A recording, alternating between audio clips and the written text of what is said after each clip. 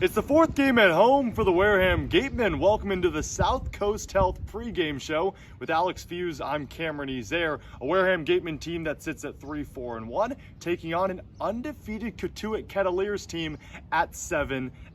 It's a Wareham team coming off a doubleheader against Chatham in which they lost both of them and lost to Falmouth a couple days ago. So Wareham is riding a 3-game losing streak. Alex, how do they flip it around? Well, Matt Jacek, they have to rely on him here tonight. The starting pitching was a highlight of this early part of the season, and that they've kind of got away from that platform, and now they got to get back on. Rely on the starting pitching and the good bullpen arms that they relied on the first few games, but they also got to get that offense going once again. They were shut out in the second game of the doubleheader yesterday, so you got to have it all working together. That's how you win the games that are most needed, and that's especially needed tonight in that 3-game losing streak. Yeah, so Chatham beat the Wareham Gatemen 5-3 in the first game of the doubleheader, then 2-0 in the second game. What did you see out of that one that really didn't impress you from Wareham? Overmatched by the pitching, right? We saw 14 strikeouts in that first game. 14 strikeouts in 7 innings won't win you a game, obviously, and they got to limit the big hit. In a 7-inning ball game, you have to limit that big hit, and Michael Sansone, one pitch from getting out of a jam with the bases loaded, ended up being a grand slam that ended up putting them up 5-3 in that game.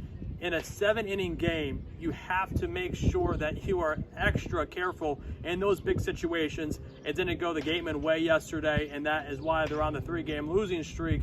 But then coming into tonight, what better way, Cam, to stop that 3-game losing streak by defeating an undefeated team in Cotuit? Yeah, the good thing for Wareham is this is a 9-inning game, and they've proven better in those 9-inning bouts, 3-1-1 on the season in games that aren't doubleheaders and that do go 9 innings. You talked about limiting the big hit. Chatham's first 2 home runs of the season were both yesterday against Wareham pitching. We'll talk a little more about Wareham's pitching staff in just a bit, but one player that we really want to highlight is a guy that started the season 0-for-10, has 4 hits in his last 5 games, and has been a mainstay on the offensive side. That's Max Anderson, and our own Claire Foley caught up with him before the game. Thanks, guys. Here with Max Anderson. Max, gone 4 for 5 lately, worked a couple of walks. Is that due to just getting more comfortable at the plate? Yeah, I think it's just getting more comfortable and just kind of getting it back to just playing baseball. I mean, it's tough when you're coming up here and just great competition, but I mean, at the end of the day, it's just baseball. So getting back to that mindset helps, and just playing baseball. And speaking of those 4 walks, is patience something you've tried to develop?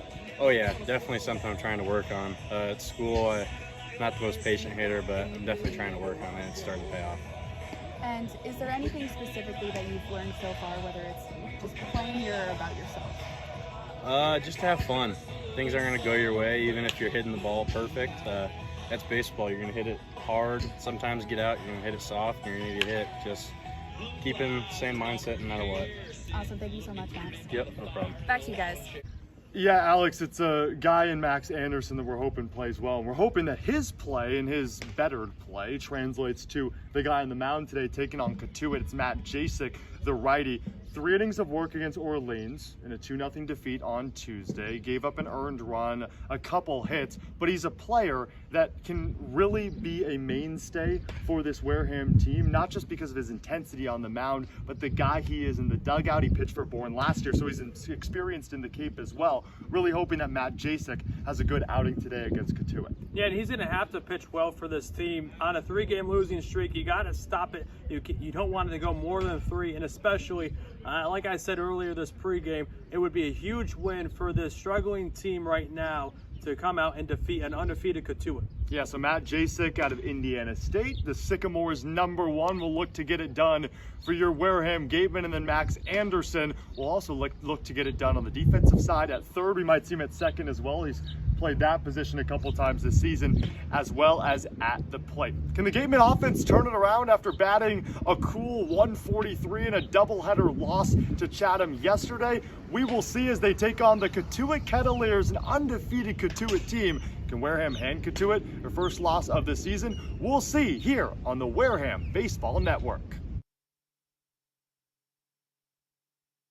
We appreciate and thank the sponsors who support the Cape League and the 10 teams. Our corporate sponsors are the financial backbone of the league. It is with their support that we are able to preserve our long-standing tradition of providing the best family entertainment here on Cape Cod, free of charge. On behalf of the 9 other teams, the Wareham Gatemen, league officers, and the entire Cape League family, we would like to announce and thank our 2022 corporate sponsors. With much appreciation, we recognize the Yawkey Foundation, Gibson Sotheby's, Curry College, the 99 Restaurants, Coca-Cola Bottling of Cape Cod, Badger Sport, Zephyr Hats, Cape Cod 5 Cents Saving Bank, Milton Cat, Mosquito Marys, Massachusetts State Lottery. We will be back to you in the next inning for the second half of this outstanding list of loyal sponsors.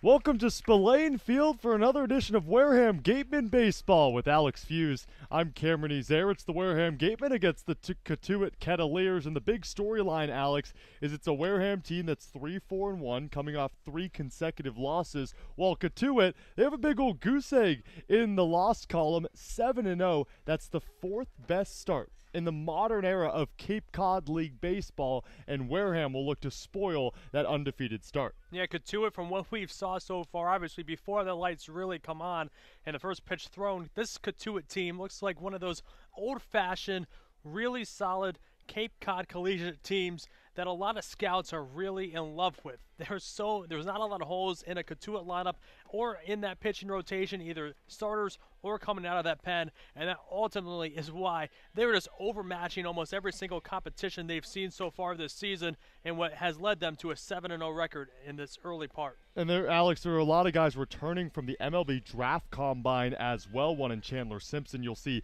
batting second, and then Cameron Collier, I think, is the biggest story of Cape Cod League baseball here in 2022. A 17-year-old playing JUCO ball, but he's found success here in the Cape League, and he's back from the MLB Draft Combine. Many think he'll be a top 10 pick. Without a doubt, and I had the chance to talk with Cam before the game, and he just has his aura around him. His dad, former big leaguer as well, former MLB scout with the Chicago White Sox, a legendary one, and just a baseball family, right? And that's what you're looking for in a guy in Collier, where you talk to him and you feel like there is no chance he's a 17-year-old guy. And he's just that kind of dude that NBP did not have one home run, doesn't care about it.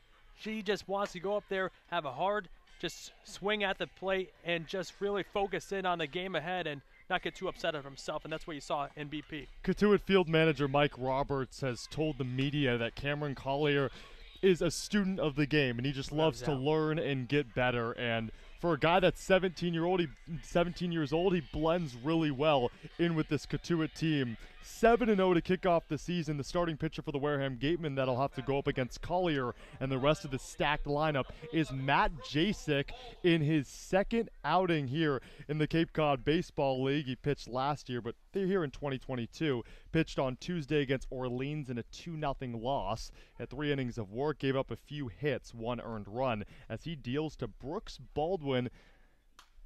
And the first pitch is swung on and fouled back, and this is a Cotuit offense that leads the Cape League, batting a team high 262. And they'll be going up against a pitching staff for the Wareham Gatemen that's fallen off in the past couple games, but earlier in the week had a starting staff ERA of .47. So 2 stout units going at it, as Baldwin will swing away at the second pitch as well.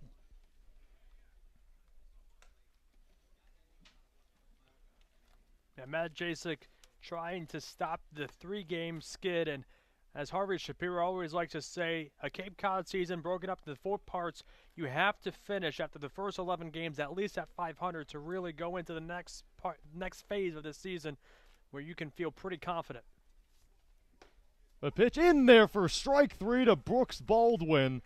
The UNC Wilmington product goes down looking, and Matt Jasek has backwards K number 1 on the day. What a way to start, right?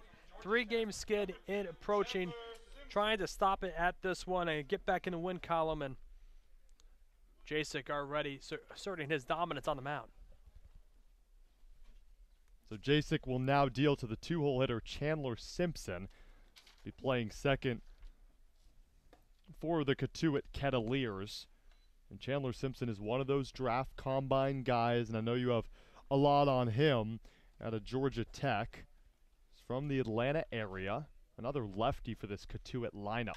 The 1-0 pitch is lined into left and fair. It'll drop for a base hit as Simpson will race around first, stop at second on a dime, and we'll get back to second base. And that's the first hit of the day for the Cotuit Cavaliers, courtesy of Chandler Simpson. Yeah, the best comp I can give to Chandler Simpson is a little Curtis Granderson in his swing. Has the speed as a young Granderson did have, and you just saw not a lot of power in the swing at the plate, just pure contact, and that's what you're looking for in a 2-hole spot and an undefeated Cotuit offense. Now 5 for 8 in the young summer. This is just Chandler Simpson's third game here in the Cape in 2022 as he gives way to the 3-hole hitter Zachary Cole.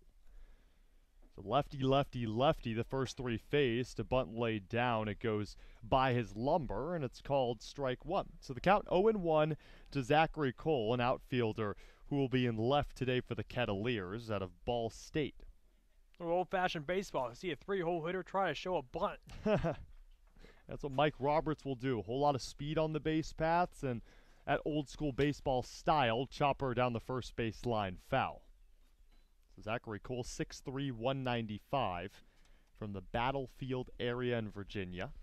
Batting .235 so far this summer, 4 of 17 in his 5th Cape League game of 2022. As Jacek stands in, out of Indiana State, was the number 1 for the Sycamores. The pitch, swing and a miss from Cole, and he goes down swinging. So Matt Jacek with 2 Ks in the first, and will look to escape this mini jam with a runner at second as it gives way to Victor Scott the second. Victor Scott will be in center field for the Cavaliers, 6'1", 190 out of West Virginia.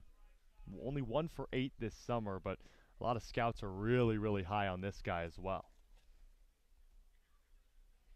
You don't want to see him on the base paths. Leads the Cavaliers with 6 stolen bases.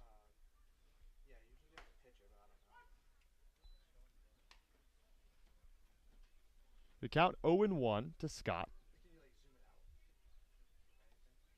Yeah, Scott obviously has a lot of power hitting in a cleanup spot.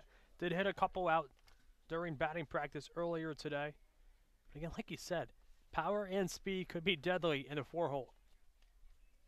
The lefty stands in, and there's a runner at second. It's swung on and fouled away. But it's a good thing for Matt Jacek to get ahead of the count. And he's used to doing that at Indiana State, a mainstay for the Sycamores and someone that likes to control the zone. I talked to him before the season, and he just wants to pound down the zone as much as he can and really insert his dominance as he did for Indiana State.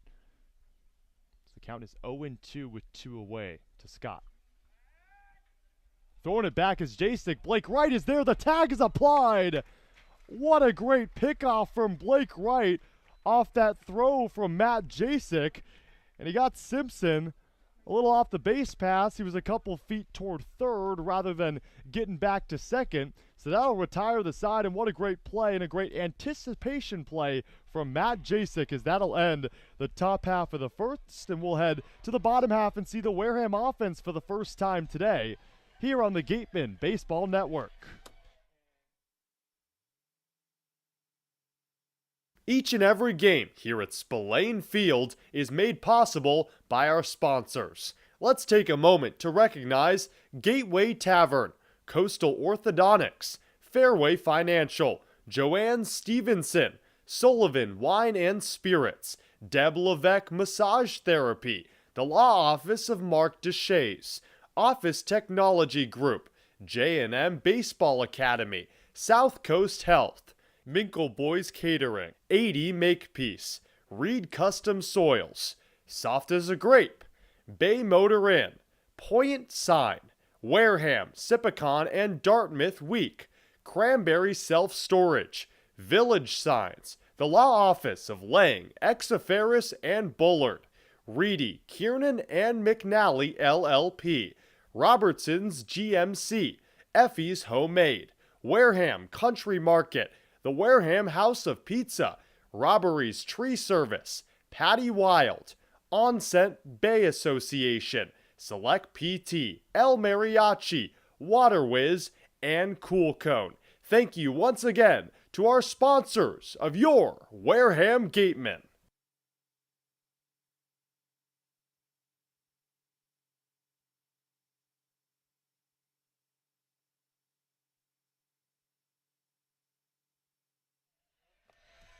Back at Spillane Field, and we'll see the Wareham Gatemen offense for the first time today alongside Alex Feuz. I'm Cameron Ezeir. A Cotuit pitching staff that is the best in the Cape League at a .46 ERA. They've only given up 3 earned runs in the first 7 games. And a Wareham offense that looked great over a 3-game stretch prior to that doubleheader yesterday against Chatham. They were batting .313, but against Chatham, went 7 for 49 in both games combined. Swing and a miss from Ryan Campos the first time he's leading off for the Wareham Gatemen this summer. Daniel Brooks is the right-hand pitcher for the Cotuit Kettleers out of the College of Charleston. He pitched against Bourne on June 14th, tossed 2 no-hit innings, also struck out a batter. That ball is low, and the count is 1-1. Daniel Brooks, 2-2 with a .487 ERA at the College of Charleston this past spring. 55 Ks to only 24 walks. Big hack from Campos, gets nothing. He started 10 games, played in 12, so used to being that starter for the College of Charleston, has done so now a couple times here in the Cape Cod Baseball League. Yeah, just has a body type for a starter. And fastball outside, count 2-2. Going up against righty pitchers, this Gateman offense batting .259 against righties with a .696 OPS. A lot more success against lefties, only batting .150.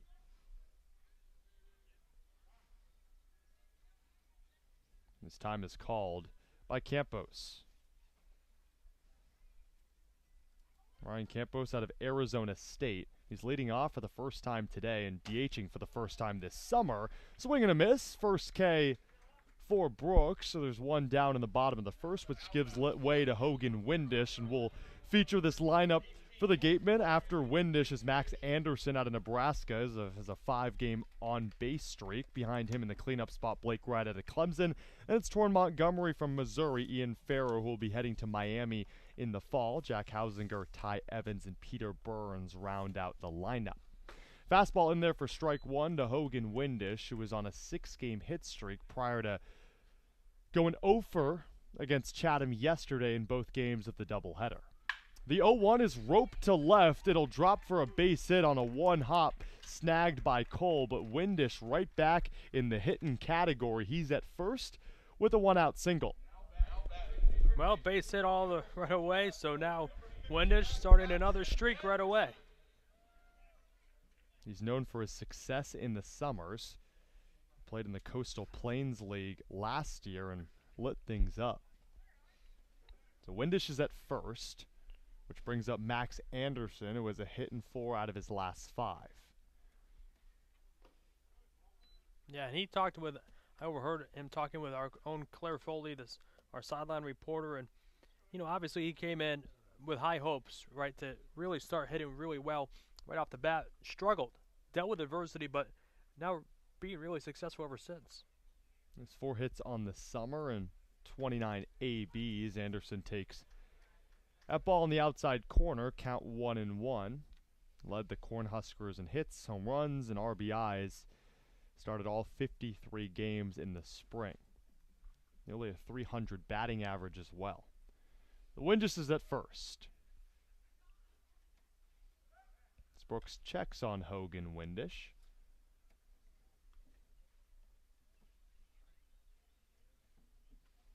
Mentioned that Brooks is out of the College of Charleston, relies on using his height to shorten the distance on the mound and establish his fastball command. Command was there, the location wasn't. Daniel Brooks, a rising sophomore. CAA all-freshman team this past spring.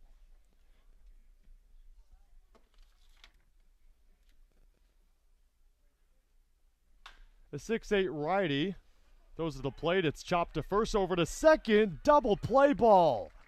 This Cotuit Kettleers defense is as stout as they come. Probably why they've only given up 6 earned runs through the first 7 games. Okay, one done here at Spillane Field. Scoreless between Cotuit and Wareham. We'll head to the top half of the second. No score between the two as the Cotuit offense heads up to the plate.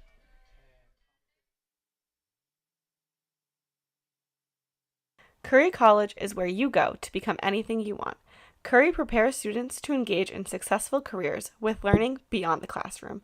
Explore undergraduate programs, NCAA Division III athletics, and continuing education and graduate studies, including fifth-year master's programs at curry.edu. Mosquito bites and ticks. No, yikes! When the bugs get scary, just call Mosquito Mary's 866 Ask Mary, or visit us at mosquitomarys.com. After the game, visit El Mariachi on Main Street for the best Mexican food in Wareham. The cantina provides a delicious late-night snack accompanied by fun cocktails.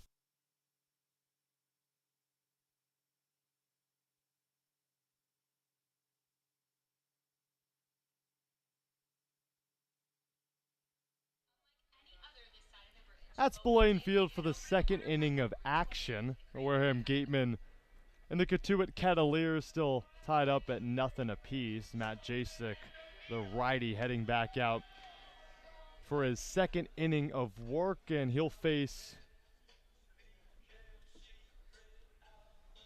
Victor Scott, the center fielder, after he was able to pick off Chandler Simpson at second. So Scott will get a refreshed count and will head up for what's technically his second at-bat of the day, but really just his second plate appearance, still first at-bat. Right. Yeah, Victor Scott, obviously, I mean, we were talking about him, has a lot of power, has a lot of speed in the 4-hole, now in the leadoff role here in the second inning. Victor Scott out of West Virginia, comes from Powder Springs, Georgia. The junior at the plate. Righty delivers to the lefty. It's popped up. Ranging backwards is Anderson. At third, he'll make the snag, and Victor Scott will only see one pitch to get retired. Now Matt Jasek has retired the last two after giving up a double to Chandler Simpson, but nullifying it, picking him off at second. That'll give way to Justin Mickness, rocking number 6 in the maroon jerseys for the Kettleers. Another lefty batter. So the first 5 batters for the Kettleers are all lefty. Swings at the first pitch, ropes that one to left. A leaping catch made by Hogan Windish, 2 away. So a 2-pitch top half of the second for Matt Jasek has retired 2, and just as special as an immaculate inning is, throwing 3 pitches to get all 3 out is also special as well, and he'll look to do that against Kyle Karros, the third baseman. The 6-hole hitter. Karros out of UCLA.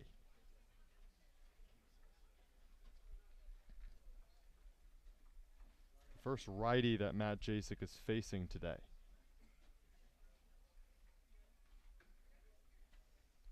Opening pitch is low for the Indiana State Sycamore that threw 97 innings in the spring. A 2.88 ERA. Struck out a team-high 80 batters while walking just 9. It's right back to Jasek, a comebacker that gets through just past the glove, and on the second pitch that Karros sees in the 4th pitch of the frame for Matt Jasek, it's another base hit for the Kettleers. Yeah, Jasek on that one almost leaned out to put his glove out to try to catch it, but then kind of pulled back as it almost hit him. Just had to reflex his way out of it. Yeah, a lot of the times you'll see a pitcher want to make an outstanding play, but in that situation, Jacek didn't try to stick his glove out there. Unfortunately for him, this is a Wareham team that doesn't implement the shift, so it went right through. As Cameron Collier steps up, the lefty takes it high. Collier might not believe it, but he's only 17 years old out of Chipola Community College, and many scouts believe he'll be a top 10 pick in this upcoming draft. With a runner at first and 2 away, Jacek the deal to Collier. Check swing, fouls it back, does Collier. His dad, Lou, played 8 seasons in the big leagues, like you alluded to before the game started. And this is one of the guys that will bring and garner as many scouts imaginable, as our scout deck here at Spillane Field is completely filled, mainly because of Collier. Right, a guy who's been in many major league clubhouses already. That's ball 2, 333 average in the Young Cape season, 3 for 9. It's just his 4th Cape game in 2022. Also a guy that knows how to read pitches, 3 walks. Has struck out 3 times, but you talk about the intangibles of a 17-year-old, and it's really, really uncanny. He knows his zone. As Jacek delivers the 2-1 pitch right down the middle, and Collier gives a nod to Matt Jacek, who, like I mentioned previously, has done a really good job at Indiana State and here in the Cape locating, even against some of the top hitters in the nation. The runner at first and 2 away. It's swung on, and it's through to the right side past the diving Jack Hausinger. Stopping on a dime at second is Kyle Karros. Cameron Collier might have power, might have speed, but he's also really good at locating the gaps, and that's what makes him a top prospect as he's on, and there's 2 on with 2 away in the top half of the second for Ryan Ritter, the shortstop. I mean, there's no way you can watch how Collier fills in that batter's box, and you can pinpoint he's 17 years old. He just looks already so mature at the plate and knows his zone and knows how to attack it, and that's what you're looking for from a pro hitter, and that's what Collier is. From a pro-type hitter to a player that plays at a pro-type school in Kentucky, it's Ritter at the plate. Takes a big hack at the first pitch. So Ryan Ritter, the shortstop, 6'2", 195. Batting .375 so far in the Cape season. 9 for 24. Those 9 hits tied for the team lead.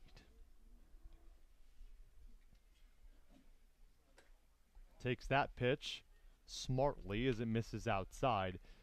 Count 1-1 for Matt Jacek in his second outing here in the Cape Cod Baseball League. He pitched for the Bourne Braves last season for Harvey Shapiro, and has come over to Wareham following his field manager. Here's the 1-1. Another pitch, same spot.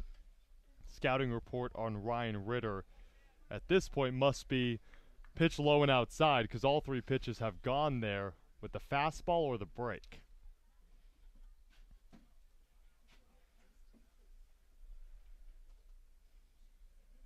An SEC All-Tournament team selection, as Ritter takes that fastball down the pipe. Count 2-2. Deuce is wild in the top half of the second. Ryan Ritter wrapped up his junior season. The Golden Spikes watch list member. Also on a whole lot of draft boards as well. Was a Cape Cod All-Star member last year too. Swing and a miss. Good breaking pitch for Matt Jacek. Took some velocity off of it. And the Cotuit Kettleers strand 2 on the base paths. Pair of singles turn out to be not, as Matt Jacek will walk back to the dugout with his second scoreless inning against the top team in the league. We head to the bottom half of the second. The Wareham offense will look to do a little more than they did in their first offensive frame. Here at Spillane Field on the Gateman Baseball Network. The 99 Restaurant and Pub is proud to be a sponsor of the Cape Cod Baseball League. Visit your local 99 and try their famous Colossal Lobster Rolls, piled high on a grilled brioche and served hot buttered or just the right amount of mayo and celery with fries and coleslaw. The 99, always the real deal. The Wareham-based 80 Makepeace Company, founded in 1854, is the world's largest cranberry grower and the largest private property owner in eastern Massachusetts. The company supports organizations like the Wareham Gateman and projects like the outdoor cranberry bog classroom that you may have passed on your way in. Visit admakepeace.com to learn more.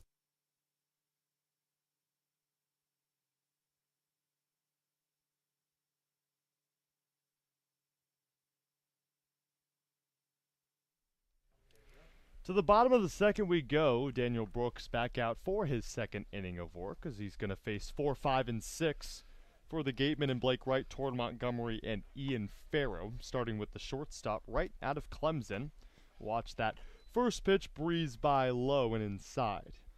Blake Wright out of Clemson has been manning short ever since what seems like the middle of the opening part of this season, after he was switched over from second base and flip-flopped with Jack Hausinger, who you'll see batting 7th.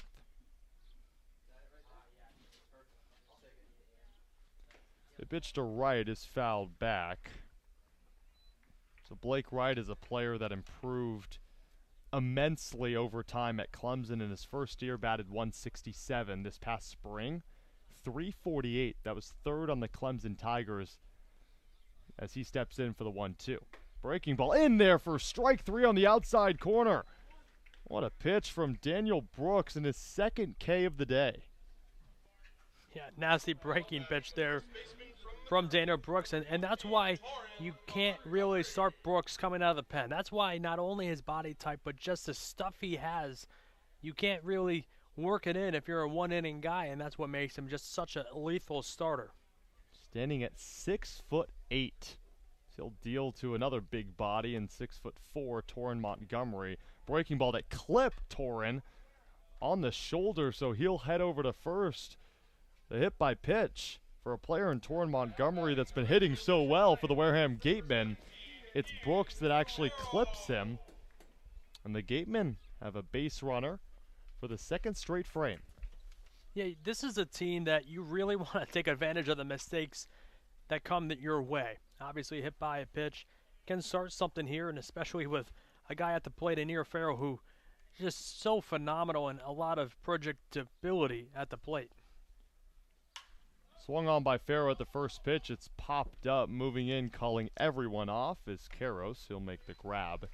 And it's a Cotuit team that doesn't make a lot of mistakes, is second in the league in errors on the defensive end at just 3 in the first 7 games. And in terms of the amount of hits they give up, only 28. And that's 5 less than the next lowest team. So Cotuit knows how to keep runners off the bases. They've only given up 3 earned runs and 6 runs overall, outscoring opponents 36-6. So you can feature that offense as much as you want, but the pitching staff with a sub .5 ERA, really impressive in the early going as Hausinger steps up and will cut on at the first pitch and foul it back to the fencing. A player in Jack Hausinger that entered the doubleheader yesterday, top 5 in the Cape League in batting average at .350, dropped off a little bit as he failed to get a hit on the board for the Gatemen. But now stepping in, Montgomery at first. Yeah, Hausinger didn't play in Game 2 of that doubleheader. Max Anderson assumed a middle infield role at second, in which Hausinger usually resides in, but does have 8 hits, and 7 of them off right-hand pitching so far this summer. Takes the swing upstairs, count 1-2 with 2 away in the bottom half of the second. Hit .311 while starting all 60 games for the Musketeers of Ezeir in the spring.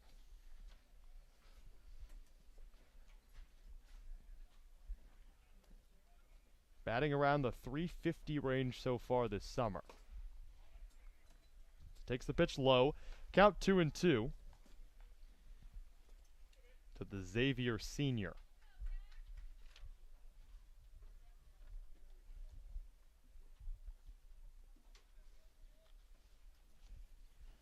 The 2-2 delivery. Chopped to the right side, ranging over, picking it up and throwing it over to first. Great play from Chandler Simpson over to CJ Kafis. So the Gatemen strand one on, A hit by pitch to Torrin Montgomery as he's forced to take off his helmet and walk back to the dugout. And we'll head to the top half of the third. We're through two. Still no score between the 7-0 Kettleers and the 3-4-1 Gatemen as Matt Jasek sets to get out on the mound for his third inning of work here on the Gatemen Baseball Network.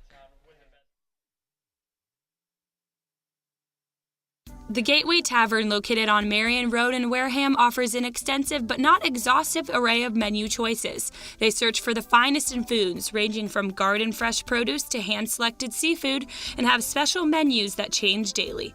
The Gateway Tavern is proud to be the official helmet of the Wareham Gatemen. For sales and rentals of Caterpillar machinery, generators, and marine engines, visit MiltonCat.com, your area cat dealer. Milton Cat, the Cape and Islands Caterpillar dealer, is proud to be a sponsor of today's game. We want our money to work as hard for us when we retire as we did working to accumulate it. My name is Steve Anzoni, and I am president of Fairway Financial Insurance Agency. Money is just a tool to help you to do what you ultimately want to do, which is to travel, spend time with your kids, grandkids, and do other stuff. And I want to be the guy that's going to help you navigate the course of life to help you avoid those sand traps and get you onto the green and into the hole with greater financial confidence.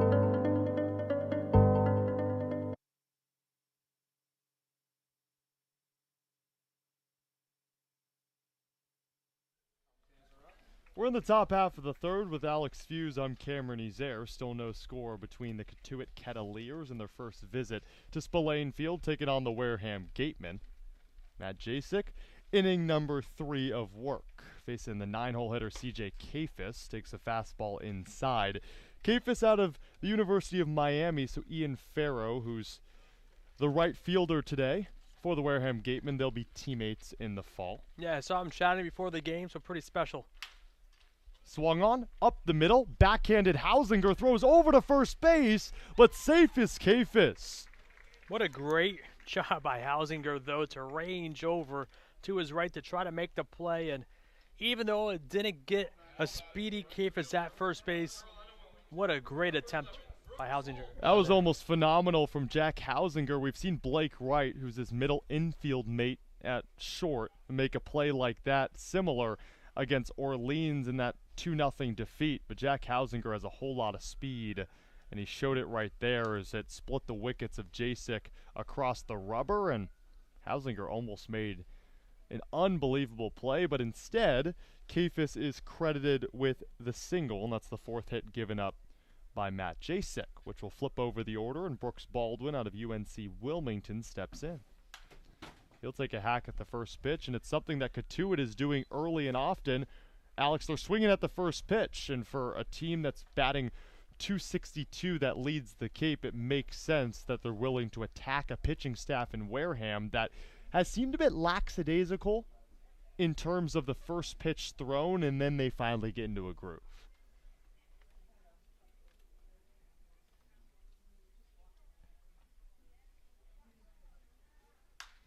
Baldwin pops it up, slicing into foul territory. Anderson looks up at it. It'll fall foul. I mean, this is the first inning, too, that the Cotuit Kettleers have had a base runner on base without an out, so they've kind of threatened every single inning so far tonight. So, again, their attack is pretty explicit on Matt Jasek, just trying to get ahead of him and get on base as quickly as possible because you don't want to be in this situation that Baldwin is right here behind 0-2. Yeah, tied with the team lead in total bases with YD at 78. At a comparison, Falmouth only a 62. They're bottom of the league. Lefty stands in the 0-2 swing and a miss.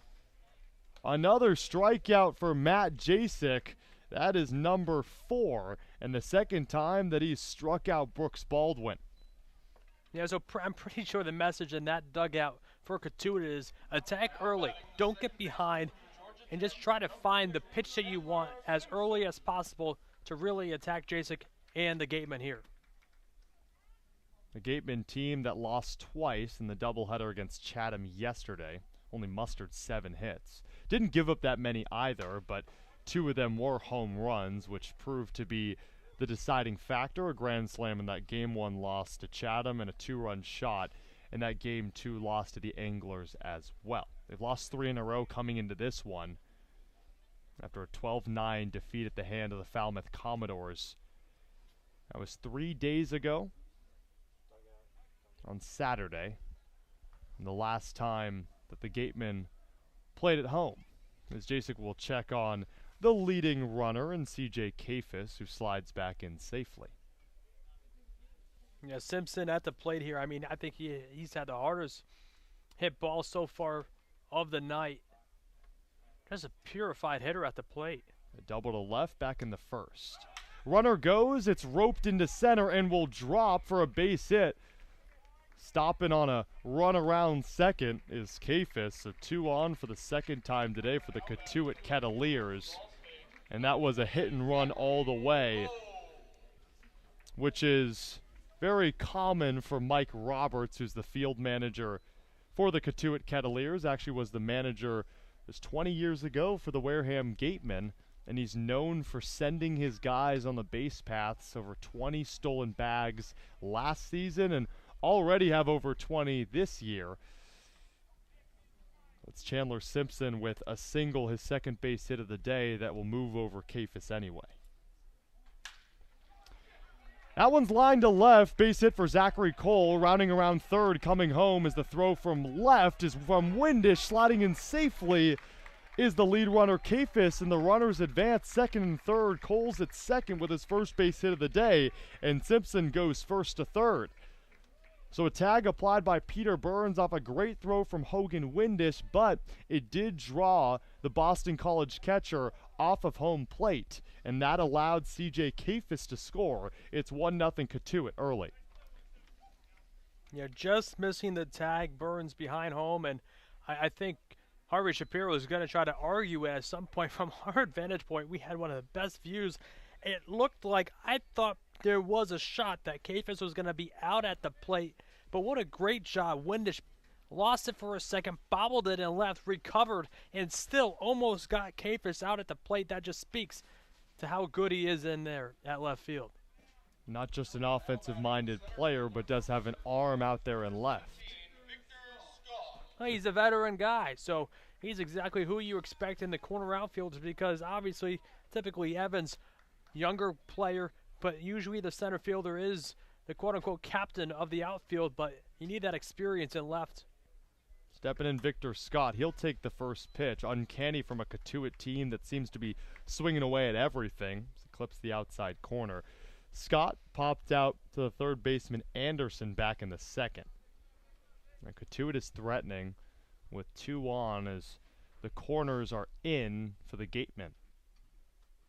The 1-out pitch, check swing, he did not go, so the count even at 1 apiece. Yeah, corner infielders in, trying to limit this rally. Still only 1 out. The runner at second and third for Victor Scott out of West Virginia, batting cleanup.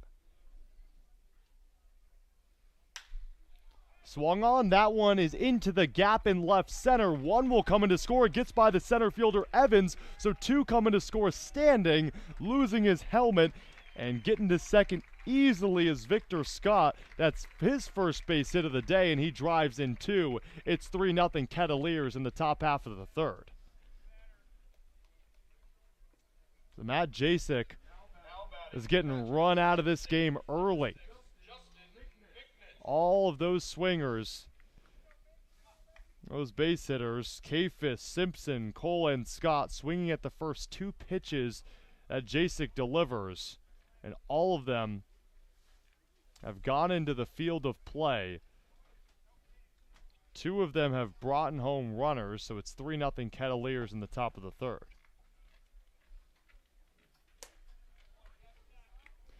Swinging away is Mickness, the catcher, lined out to left field in the second.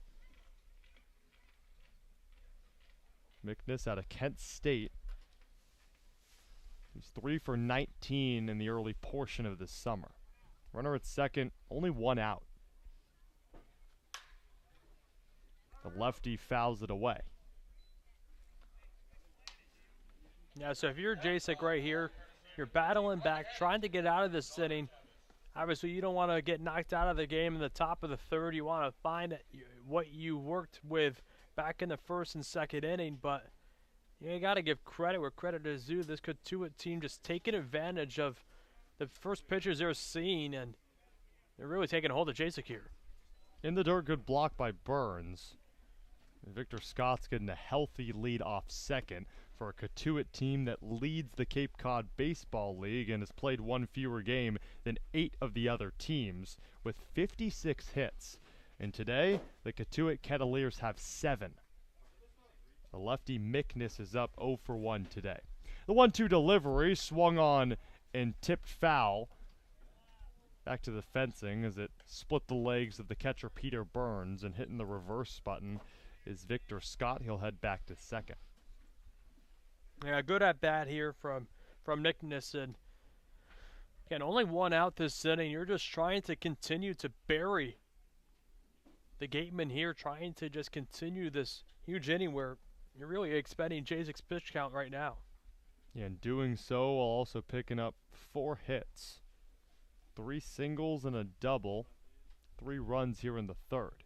The 1-2, breaking ball to the right side. Good diving play by Montgomery. Locates underhanded Jacek, who dropped it. So safe at first is Mickness, and advancing to third is Victor Scott. So Torrin Montgomery made a great play. Got his jersey dirty, couldn't locate it in the glove, then did. But Jacek lost it in the netting of his glove. And still 1 out in the third for the Cotuit Kettleers with runners at the corners.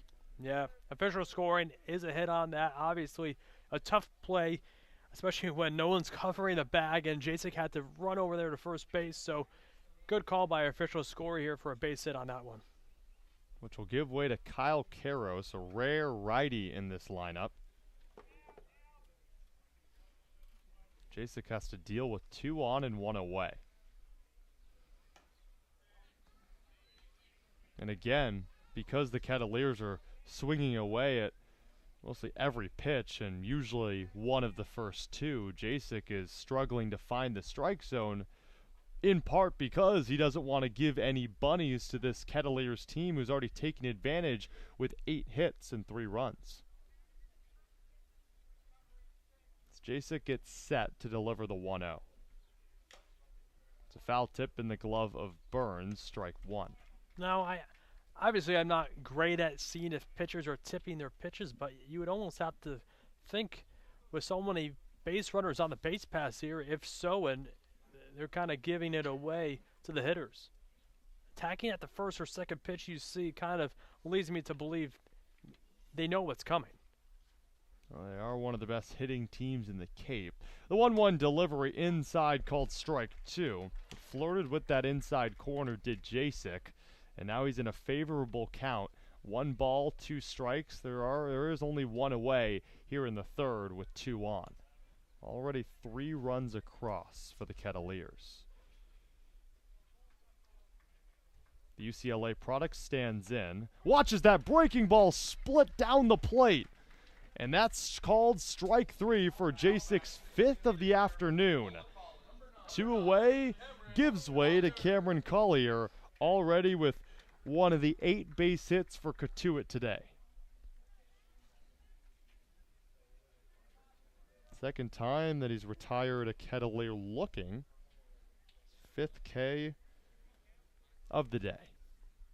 So now switch back over to a lefty. Runner goes, and now they've caught him in a pickle, but Burns didn't want to take any risks, throwing it down to second and allowing Victor Scott to possibly come home from third, which allows the guy at first, Justin Mickness, to get back to his post. Yeah, Mickness also had the choice to go back to first because Montgomery playing more to the right side of first base, nowhere near the back, so could have went back either way. Collier fouls it off. The count 1-1 to the 17-year-old out of Chipola Community College, a junior college that is housing one of the best players, or supposedly going to be one of the best players in the draft. Yeah, pretty sure first rounder guaranteed. Yeah. Jacek looks off at first. The 0-1 pitch. It's fouled off by Collier. It was funny. We were almost joking with him, like, do you have an idea when you sign with a team, what exactly are you going to do with your money? That's always a question, right? And he goes, with the money, my dad is not going to let me touch that money. Obviously, the experienced former big leaguer. He'll be his financial advisor, and then he'll be his father. Throwing a coach as well, and that's a triple threat for Cameron's dad. Runner at first and third. 2 outs in the top half of the third. It's 3-0 Cotuit. Runner's going to go before Jacek delivers the pitch. Montgomery over to right, running in and scoring is Scott, as that will score, and that will count. So Mickness, actually a really smart play to attack second, and then head back to first to create a pickle scenario. What Burns was trying to avoid earlier on in the frame actually proves to be a benefit for Cotuit, as the speed of Scott slides in safely, and now it's 4-0 Cotuit, and that'll be the score heading into the bottom half of the third. Wareham offense will get back on the field to face Daniel Brooks for the third straight frame on the Gateman Baseball Network. Mark Deshays has been practicing law in southeastern Massachusetts for over 30 years. His primary focus is on all aspects of real estate law, including residential and commercial real estate transactions, commercial leasing, land development, land use and zoning law, and land conservation matters. If you need representation, call now at 508-993-2300.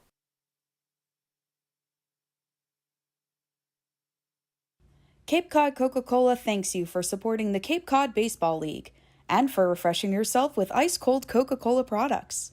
Please remember to recycle your empty bottles, cans, and all other recyclable materials. It only takes 6 recycled plastic bottles to make a new baseball cap.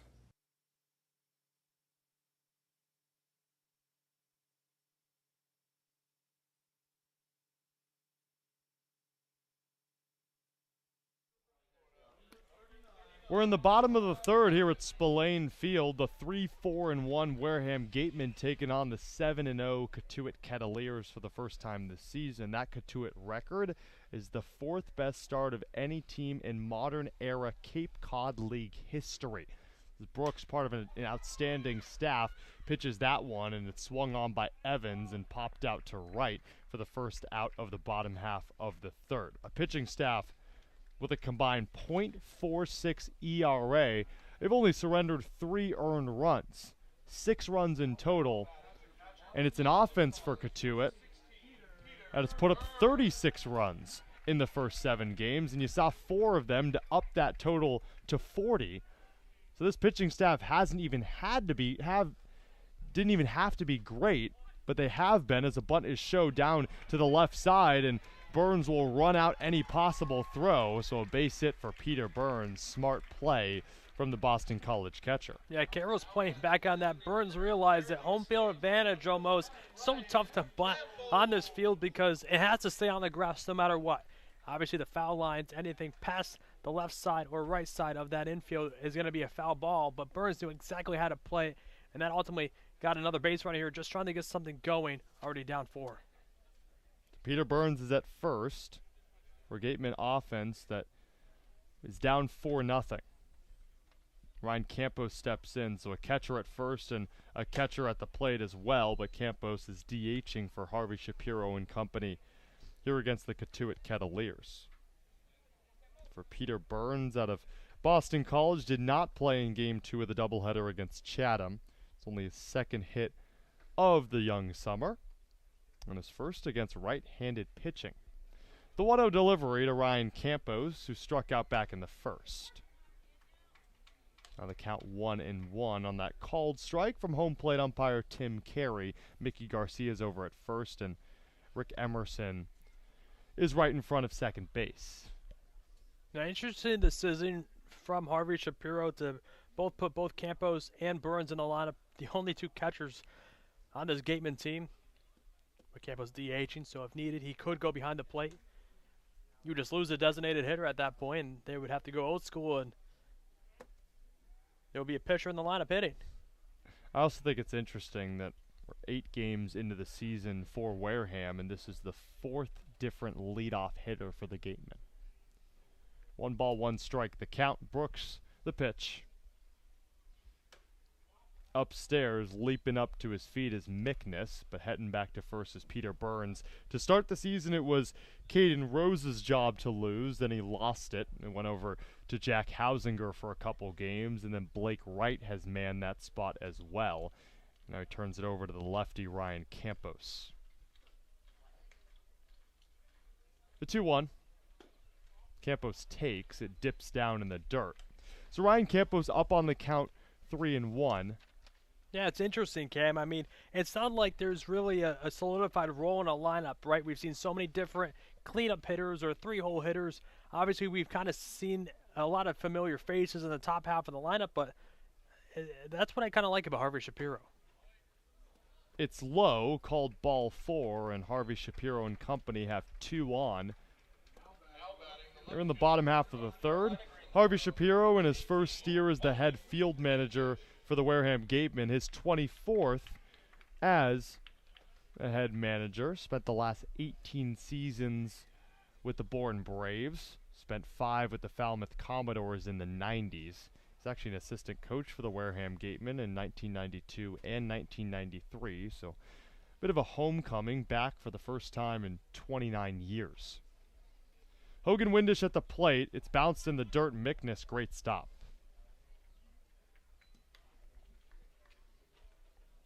Justin Mickness, the 6-foot catcher out of Kent State. Runners at first and second for the Gatemen. Be a mound visit for the Cotuit Kettleers. And you wonder if this will be the day for Daniel Brooks or if this is just a meeting at the mound with 2 on. And it looks like from this vantage point that it is just a meeting at the mound to talk it over with Daniel Brooks. Either that or just trying to buy as much time for whoever's warming up in the Kettleers bullpen. That too is Andrew Schreiner out there, the pitching coach, to talk it over with Brooks. So bunt single with 1 out, and then a 5-pitch walk. Put Campos at first and Burns at second for Hogan Windish, who has the only base hit of the day outside that bunt single. Breaking ball misses. Looked like it got a clear part of the plate, but home plate umpire Tim Carey says it's low. Hogan Windish, he doubled back in the first, was thrown out after a 3-4 double play, all started by Max Anderson hitting it over to the first baseman Kafis. Pitch that got away from Daniel Brooks. Count 3-0. So out of the last 7 pitches that Brooks has thrown, 6 of them have been balls. Windish steps back in. Yeah, I would gather if Windish gets on here in some way that this will be the day for Daniel Brooks. The 3-0 pitch misses high. So that's 7 balls out of the last 8 pitches and back-to-back walks given up by Daniel Brooks as he's losing some of his stuff, and the bullpen is active for the Cotuit Kettleers.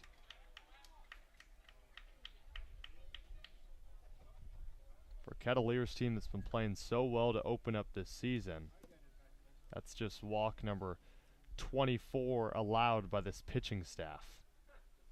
That's second best in the Cape League. But now facing a jam with the bases loaded for Anderson. Max takes a breaking ball inside.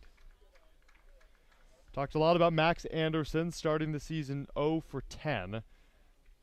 Has all 4 of his hits in the last 5 games. The 0-1 with the bases loaded. Another one of those breaking balls that finds that strike zone as Anderson finds himself down 0-2. Grounded out into a double play to end the first at Anderson. Yeah, Anderson with an old school approach, waiting for the second strike here. Breaking ball that bounces off the padding of Mickness. Finally gets a ball off that same breaking ball pitch. Also speaks to the confidence that the Cotuit coaching staff has in Daniel Brooks here, trying to just get out of this situation. This is 5th inning here in 2022 in the Cape League. Pitch 2 on June 14th against Bourne. The 1-2 delivery, another breaking ball, again misses low. That same pitch to Max Anderson now 4 times is the count even 2-2. Bunt single for Peter Burns has him at third, and back-to-back walks to Campos and Windish. A 2-2 pitch. Fastball misses outside. And Brooks can't believe it. Stared at home plate, but it is a bit off of the plate, says Tim Carey. What a great at-bat here by Anderson. Behind 0-2, battling back, working it full. It's a true hitter at the plate. The payoff pitch misses. Daniel Brooks has given up 3 straight walks, that one with the most pitches allotted. And coming in to score is Peter Burns, as Brooks allows his first run of the summer. And the top 3 for the Wareham Gatemen, who struck out, doubled, and grounded into a double play in the first, are now here in the third with a walk, and another walk. And that'll be the end of the day for Daniel Brooks, or it at least looks like it, as Mike Roberts heads out to the mound, and he's going to call in the rest of his infield and his catcher Mickness, and that'll be the day for Daniel Brooks, as Cotuit will welcome another arm, and we'll see who it is in the bottom half of the third, with the Gatemen still with the bases loaded, down 4-1, as the pitcher runs on. We're going to take a break. You're listening to Wareham Gatemen Baseball on the Gatemen Baseball Network.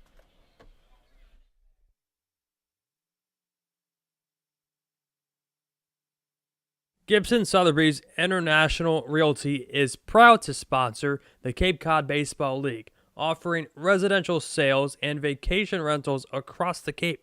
We help you turn someday into right now. Each office is independently owned and operated. Sotheby's International Realty is a registered trademark. Serving southeastern Massachusetts and Rhode Island, Office Technology Group has been the area's source for advanced digital multifunctional copiers since 2009.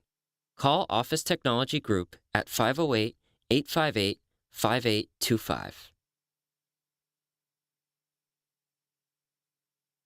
South Coast Health Operators of Charlton Memorial, St. Luke's, and Toby Hospitals delivers an unmatched combination of clinical excellence with a personal touch. They are proud to serve as southeastern Massachusetts and Rhode Island's only not-for-profit health system, as well as the region's largest employer. South Coast Healthcare, plus something more.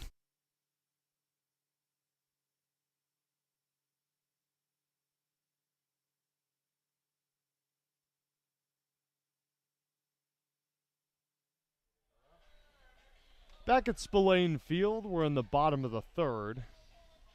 It's Wareham 1, Cotuit 4. After Daniel Brooks walked in Peter Burns, and his day is done after 2 1/3. Gave up those 3 walks, 2 hits as well. Struck out 2. With Alex Feuz, I'm Cameron Ezeir, and the new pitcher on for the Cotuit Kettleers is Ethan Chenault. As Mike Roberts will go with another righty to face off against the 4-hole hitter Blake Wright. And this is a Gateman team widely advertised as the team that's best against right-hand pitching. Over 250 against right-hand pitchers. Against lefties, 160. So Wright steps up, and he's been good so far this season. Out of Clemson has Blake Wright. 0 for 3 in that doubleheader second game against Chatham, but does have 7 hits on the season and 26 at-bats.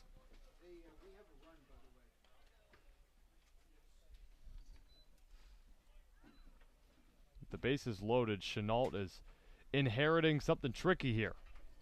That's right, we'll take a breaking ball down low. Ethan Chenault just wrapped up his sophomore season at UNC Wilmington.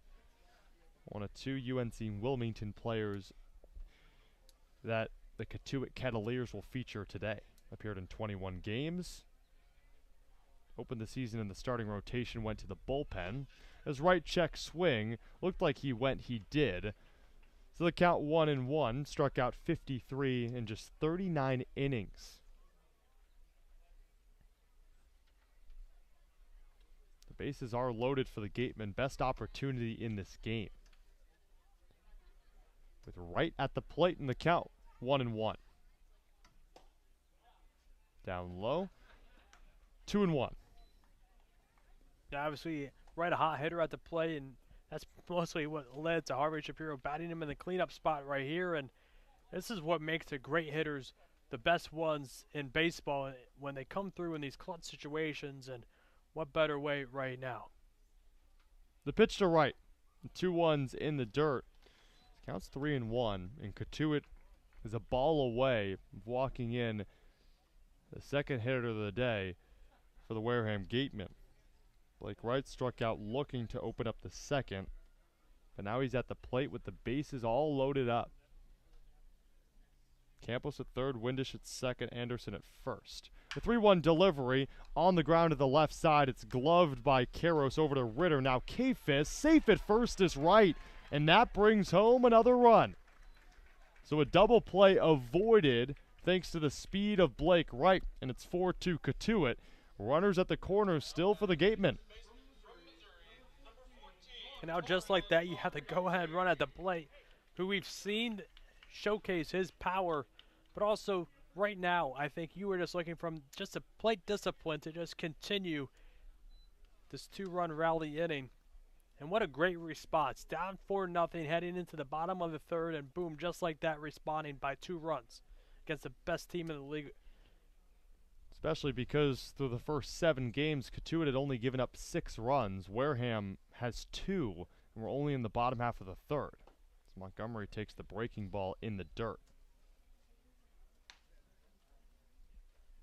Torrin Montgomery out of Missouri. Committed to Boise State in 2020. Before that, program was canceled due to the COVID-19 pandemic. They didn't bring it back, so Montgomery found a new home at Missouri. Yeah, tough for Boise State. First year, the year right before COVID, and didn't make it past the pandemic. 1-0 check swing. It missed outside. Montgomery did go, says Mickey Garcia at first. Could have gone either way. Looked like Montgomery held up here.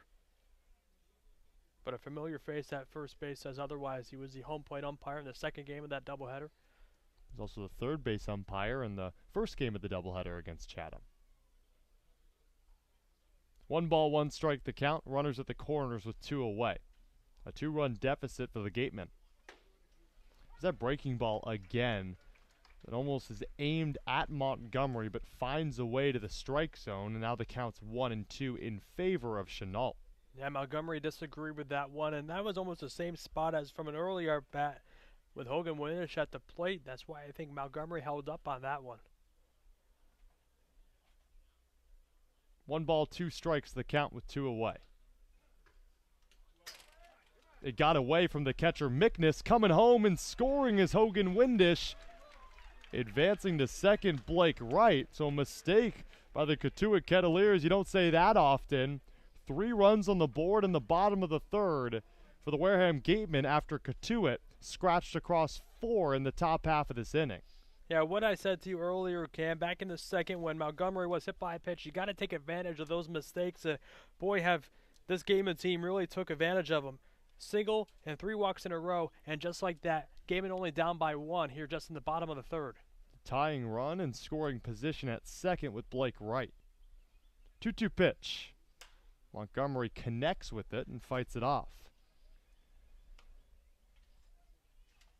Torrin Montgomery had 3 straight games with an RBI until that 0-for-3 performance in the second game of the doubleheader against Chatham. Went 3 for 5 in his breakout game against the Brewster Whitecaps. A much-needed breakout game. And in the latter part of the week last week, had the Gatemen's first home run as well. The guy that has the Gatemen's second home run is at second, Blake Wright. 2 balls, 2 strikes the count. The 2-out pitch. Another breaking ball that's lifted into right, but it will slice foul. Another great at-bat by Montgomery here in a big spot. Tying run on second base, and great story about Montgomery. Obviously struggled in the early part of the season, but now 7 for 22, hitting .318 coming into this at-bat. Also .375 against right-handed pitching. And that is Chenault's favorable arm. 2 balls, 2 strikes. The runner in scoring position for the Gateman. The delivery. Montgomery swing and a miss.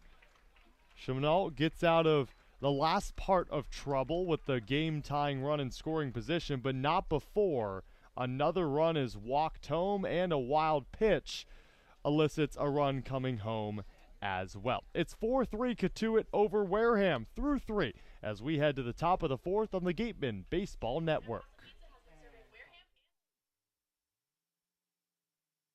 Reed Custom Soils is New England's leading provider of lightweight planting soil for green roof installations and is the exclusive New England supplier of stabilized stone dust. Reed Custom Soils services over 300 golf courses and provides unique blends to fit your needs, all by experienced precision blenders. To learn more about how Reed Custom Soils can serve you, call toll-free 1-800-924-5335 or head to reedcustomsoils.com. Soft as a Grape has 10 retail locations on Cape Cod. So even when you're cheering on your Gateman at any away games, stop into a Soft as a Grape store for the best Cape Cod products. No trip to the Cape is complete without a trip to Soft as a Grape.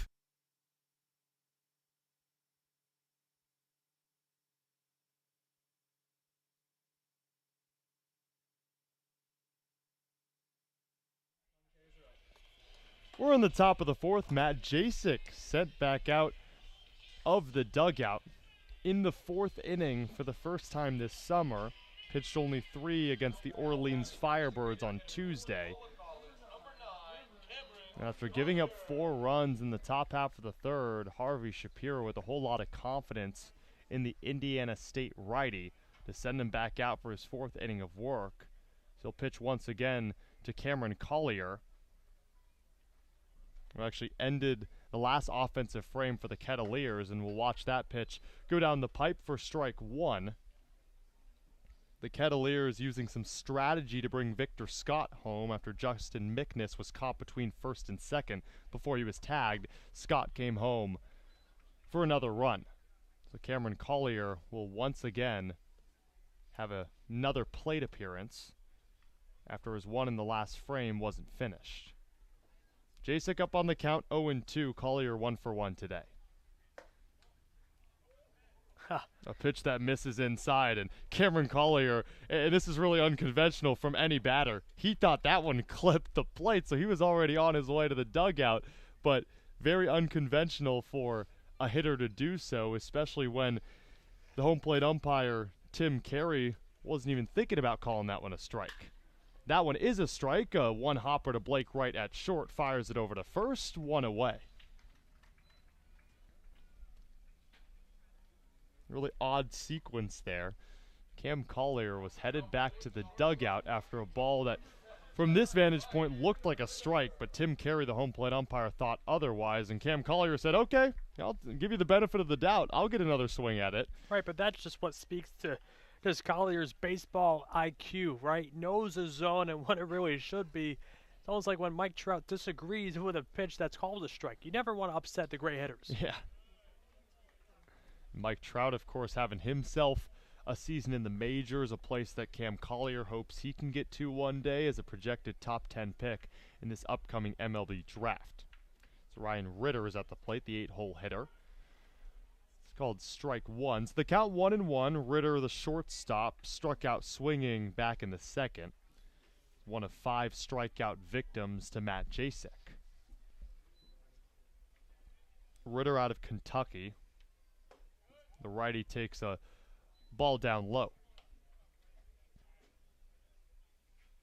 Enter this game with the second highest batting average on this Cotuit team at .375. course, a small sample size, but it's the kind of hitter he is. Another pitch that misses for Matt Jasek.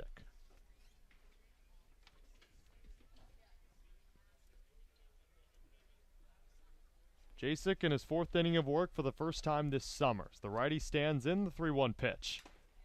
Fouled back. Looked like got a piece of the home plate umpire on that one, so just the pure experience from Burns will walk it that one out. Back to Jasek on the mound, and the home plate umpire a little breather. I'll let Tim Carey walk it out as well as he's stretching out that left foot. So Burns talks it over with Matt Jasek. The count's full with 1 away. After Jasek surrendered 4 runs in the last offensive frame in the 3rd for the Cotuit Kettleers. A reminder that if the Wareham Gatemen win this game, it's the first loss handed to Cotuit. The payoff pitch, swing and a miss. Inside pitch from Matt Jasek. And Ryan Ritter was swinging for the fences, and the second time today that Ritter has struck out swinging. 6 Ks for Matt Jasek. He's known for the volume of strikeouts that he garners on the mound, and a whole lot, 80 to be exact, at Indiana State. And he's proven his prowess here in the Cape Cod Baseball League. He pitches to the lefty, the 9-hole hitter C.J. Kafis, who singled in the 3rd and also scored a run. It's fouled away. Yeah, strike thrower almost adjacent as to Michael Sansone. Obviously struggled, couldn't get out of the jam in the 3rd inning, but always just really successful on the mound when there was no one on base. So that obviously what feels like to me that there was some communication between the team about potentially tipping your pitches. Obviously gives you a better look at his glove and when he goes to throw the pitch where exactly it is on a glove. So that's why I would gather that potentially that could be what's happening. The count is 0-1 to Kafis. He'll take that pitch. Was over the plate after it crossed the plane. So the count is 1-1 after that ball outside. I think the biggest compliment we can give a guy like Matt Jasek is just how intelligent he is and how he's able to recover off one bad inning that he had in the top half of the 3rd. Just a guy that knows how to clear up his mental and get back out on the mound and toe the rubber like it's a 0-0 ball game or like the Gatemen have the lead. The Sycamore stands in. Count 2-1, he kicks and delivers. Lifted to deep left field. Windish ranges to his right, makes the grab high above his head. And a 1-2-3 inning for Matt Jasek for the 2nd time today, the first since the 1st inning. As the Sycamore righty will retire the side, and we'll head to the bottom half of the 4th. Cotuit 4, Wareham 3, here on the Gatemen Baseball Network.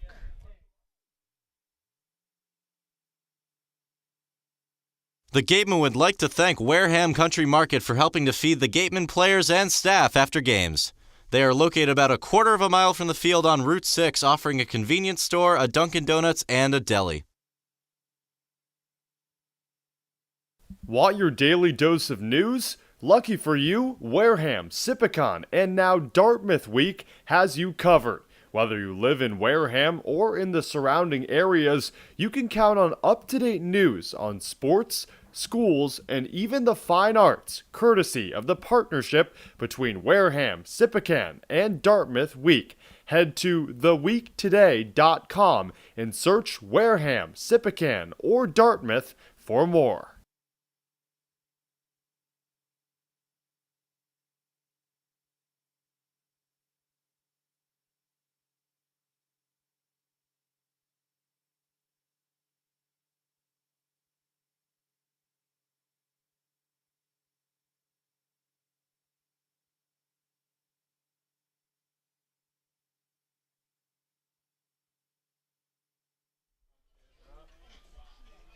We're in the bottom of the 4th here at Spillane Field with Alex Feuz. I'm Cameron Ezeir. Ethan Chenault is back on the mound after relieving Daniel Brooks. Brooks went 2 1/3, gave up a couple runs as well, so Chenault is on the mound for the Cotuit Kettleers out of UNC Wilmington for a pitching staff has posted 5 shutout performances over the first 7 games of the season. The Wareham Gatemen got through this pitching staff with 3 in the bottom half of the third, as Ian Farrell will lead things off for the Gatemen in the bottom half of the fourth.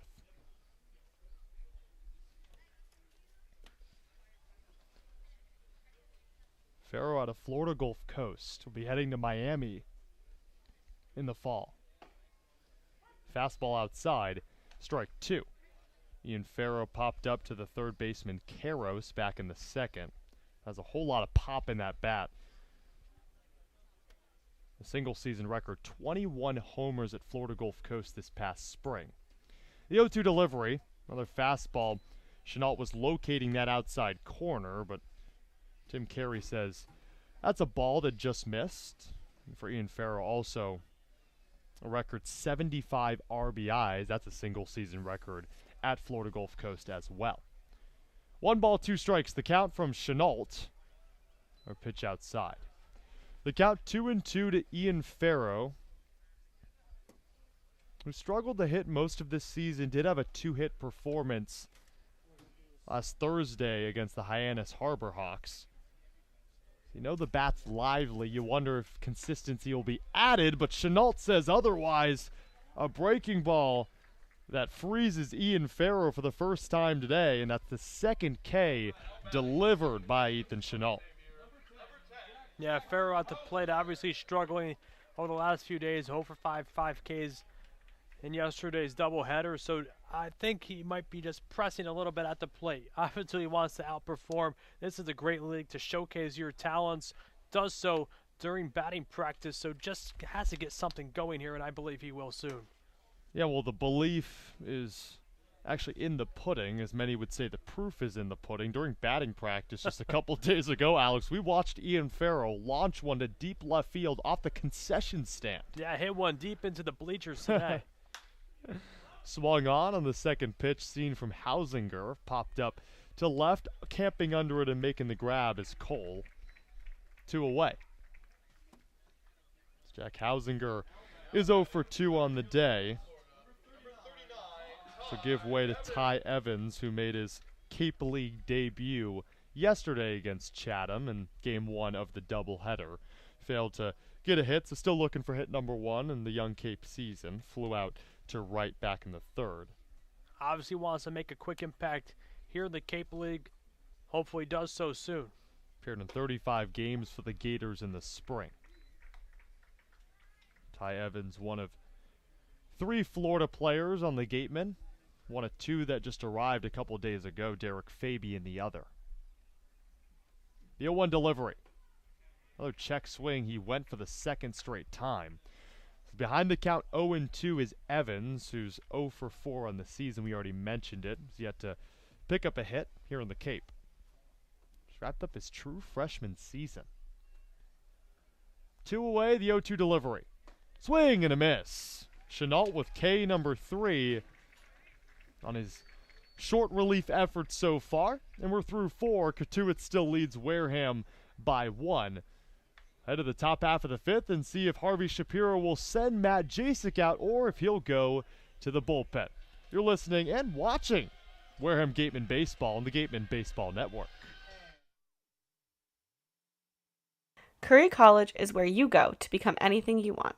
Curry prepares students to engage in successful careers with learning beyond the classroom. Explore undergraduate programs, NCAA Division III athletics, and continuing education and graduate studies, including 5th-year master's programs at curry.edu. T-Mobile is proud to sponsor the Cape Cod Baseball League.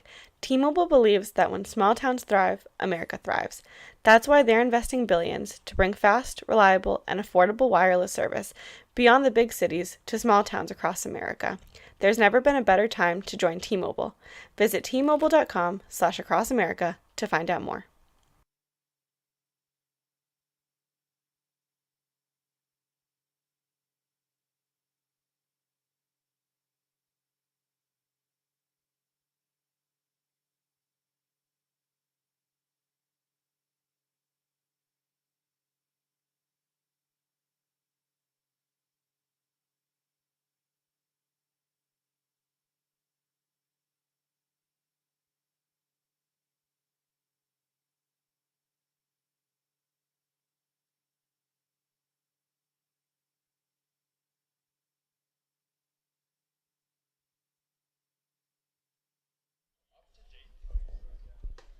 We're in the top of the fifth. Pitching change for Harvey Shapiro, who's in his 24th year as a head manager in the Cape Cod Baseball League, over 530 wins. So he knows what he's doing, sending Wyatt Hudipole out on the mound out of Kentucky, relieving Matt Jasek after 4 innings of work. Gave up those 4 runs and responded really, really well after giving up 8 hits through the first 3 innings, and then pitched a 1-2-3 scoreless 4th. A relieving staff that's garners a 3.68 ERA in 34 2/3 innings of work. Struck out 36 to 18 walks. So if there's one knock on these reliever group, it's that they walk a whole lot of batters. Did so 10 times in that loss to Falmouth 3 games ago. Hudipole out of Kentucky. 6'3", 220, just wrapped up his sophomore season. His 3rd appearance for the Gatemen so far. 4 innings of work, 3 hits, allowed 1 earned run, 2 strikeouts to 3 walks. You keep the walk numbers down, and this relieving group is really good. Once it starts to spike, that's when these relief pitchers start to struggle. First pitch swinging, it's chopped back to Hudipole, and he'll take it himself, then flip it over to Montgomery for the first out, and Cotuit staying active, swinging at the first pitch, was Brooks Baldwin.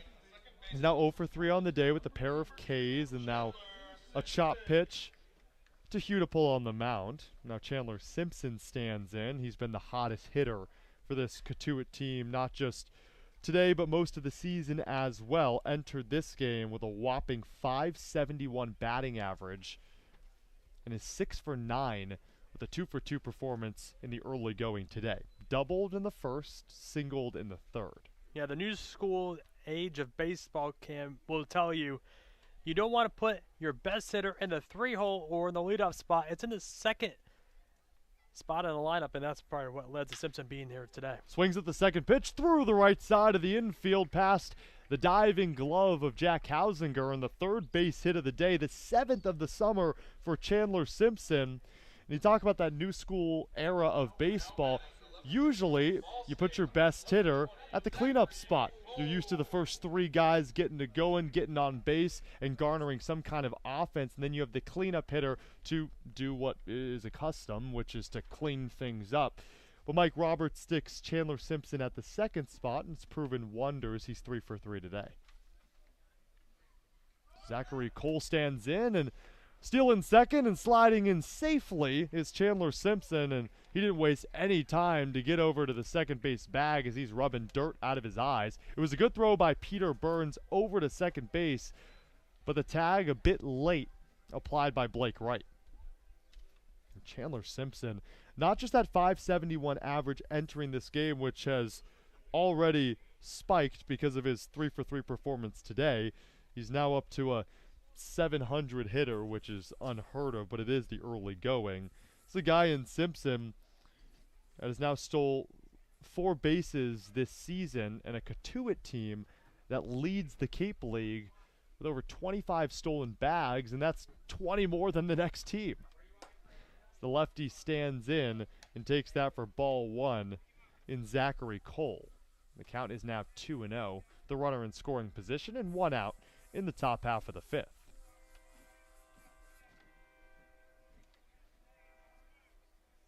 Cole out of Ball State. Lefty watches it dip down. Wyatt Hudipole out of Kentucky. So Kentucky to Ball State. Another lefty up for the Cotuit Kettleers. So the only righty in the lineup is Kyle Karros. 3 balls, no strikes, the count. Upstairs, ball 4. 2 on for the Kettleers with 1 away. Yeah, big spot right here. Obviously, Victor Scott in the cleanup spot. Already doubled and scored on the day, and you got to try to limit the big hit here if you're Wareham and just try to keep it a 1-run game. But also not give up free passes to a Cotuit team that just knows how to drive in runs. First in the Cape League in hits with over 60. And they're only 7 games in. Victor Scott looks at the breaking ball, called strike one. Chandler Simpson, the one-out single here in the fifth, and stole second base. Then a walk garnered by Zachary Cole, who's on base for the second time today. 0-1. Called strike on the outside corner. Good pitch by Wyatt Hudipole, responding really well after that 4-pitch walk to Zachary Cole. Victor Scott is 1 for 2 today with a 2 RBI double in the third, and that's what separates this game, just a 1-run lead for the Kettleers. The 0-2 delivery, breaking ball, is chopped foul. Jumping out of the way of it is Kellum Clark in the dugout. Clark usually sees playing time. Only played in one of the 2 doubleheaders yesterday and failed to record a hit. That's why Harvey Shapiro makes the change, but a lot of these guys in the lineup in the defensive alignment are used to being out there for this Wareham team.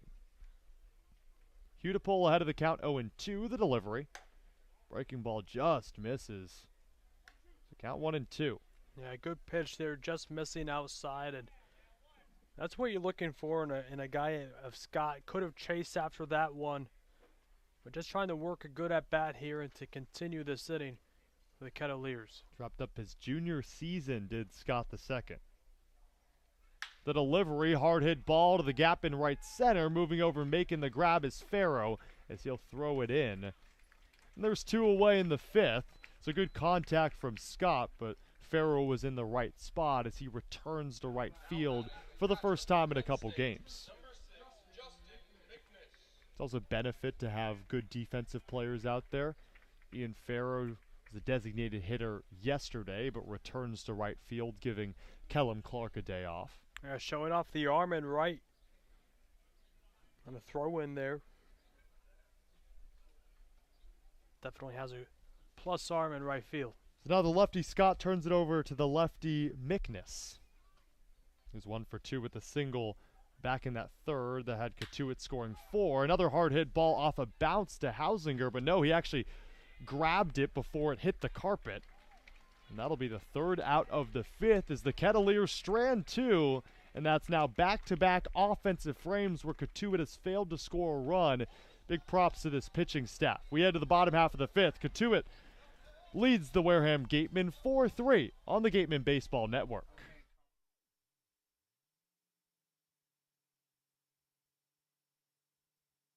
Gatemen Baseball is officially sponsored by Robertson's GMC, the truck professionals. Located just 2 miles away on Cranberry Highway, Robertson's GMC, we are professional grade, power like a pro.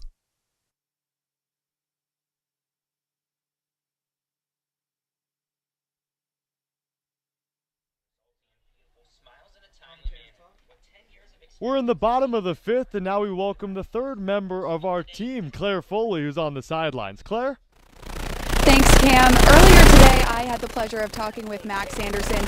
I know in the broadcast booth, he's been one of those guys where we've been hoping he would turn it around after starting the season 0-10. But coming into today, it seems he's turning a new leaf. He's been 4 for his last 5, and he has a 5-game on-base streak.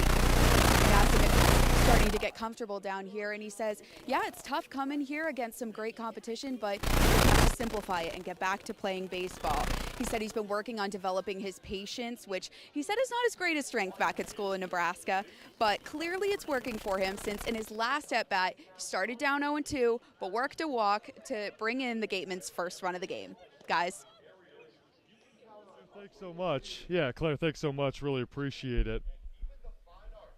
As we're in the bottom half of the fifth, again, that's the third member of our team, Claire Foley. Alex Feuz alongside me. I'm Cameron Ezeir. Wyatt Hudipole did well in the top half of the fifth to put up a scoreless frame. And now we're in the bottom of the fifth. As Peter Burns will lead things off as he did the bunt single with 1 out in the third. Swings at the first pitch, slow chopper, scooped up by Simpson over to Kafis at first, 1 away. He had a touchback on that bunt single back in the third. I know it happened just 2 innings ago, but you looked at it, and that was a crucial bunt single that ultimately led to 3 runs being scored. Yeah, it led to 3 straight walks, and you're right, a walked-in run, and then a RBI on the fielder's choice grounder from Blake Wright, who beat out the throw. He's creating chaos. Yeah, wild pitch from Chenault that allowed one to come home as well. That's 4-3 Cotuit over Wareham. Kicking the fire, showing bunt pulling back is Campos, but it's called strike anyway. It's a Wareham team that only scored 3 runs in a doubleheader against Chatham yesterday. 3 runs in the first game, none in the second. And they already have 3 today against a Cotuit team that entered this game outscoring opponents 36-6. The 0-1 delivery. Chop to the left side. Backhanded Ritter to first. 2 away.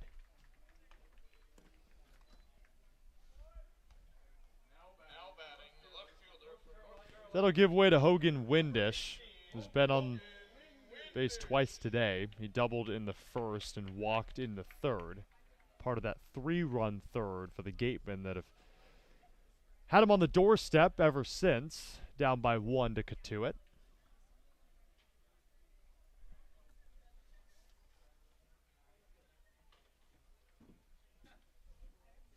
Righty on righty. Chenault the pitch. Windish swings away.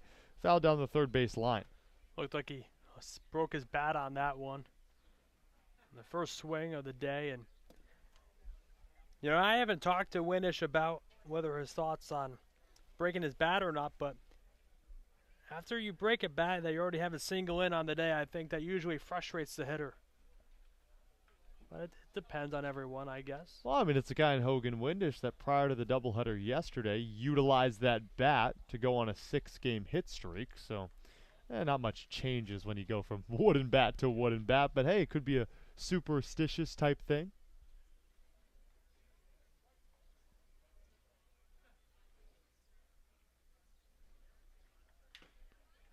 Swings away with his new wooden bat and fouls it back. Well, sometimes, you know, if you only have your own bat, right, and then that one breaks, now you're forced to use a teammate's, and that's a different bat. Sometimes you might have to say, okay, well, in the middle of that bat, I have to suffer, and I might be swinging a 33, I might have to hit a 32, or if I hit using a 32, I might have to go to a 31. So, you know, some guys have preference. I knew a player one time that only liked the half black, and then with the, like, almost just like that one right there, they were so specific about what kind of wood it was that they were using. And by 31, 32, 33, I'm assuming you're talking about the weight of the bat. Well, and the length, too. The 0-2. Windish fouls it through the 5-hole of both Mickness and Tim Carey, the home plate ump. And Hogan Windish was batting .321 with that specific wooden bat. Now he has to switch it up, but he's taken a few hacks. He's down in the count 0-2. After a couple of groundouts from Burns and Campos to open up the 5th. Swinging the lumber. Does so there. High chopper. Waiting on it is Ritter. Throws it over to first in time. 3 straight groundouts. Close out a 1-2-3 inning for Ethan Chenault. So he's settled in quite nice. After giving up a few runs that are both credited to Daniel Brooks. But he's retired the last 7 batters for Wareham. We're going to head to the top of the 6th. Through 5, it's Cotuit 4, Wareham 3 on the Gateman Baseball Network.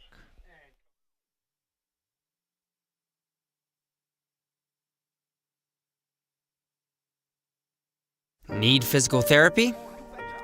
Select Physical Therapy works directly with you and your physician to create a plan of care that meets your goals and needs, with 6 locations on Cape Cod and more across the country. Select Physical Therapy is the official provider of athletic training for the Wareham Gatemen. Wareham House of Pizza has been serving Wareham and Marion for over 40 years with steak and cheese, pizza, and subs. Located in Shaw's Plaza, head on over for pickup or let them deliver to you.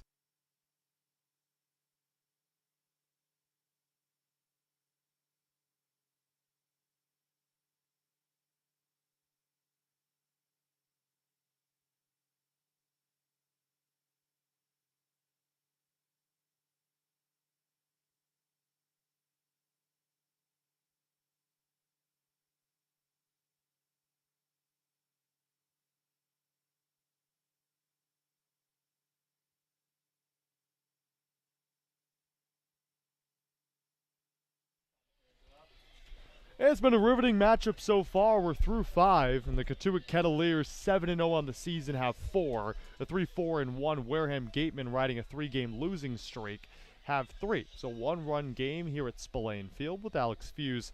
I'm Cameron Ezeir.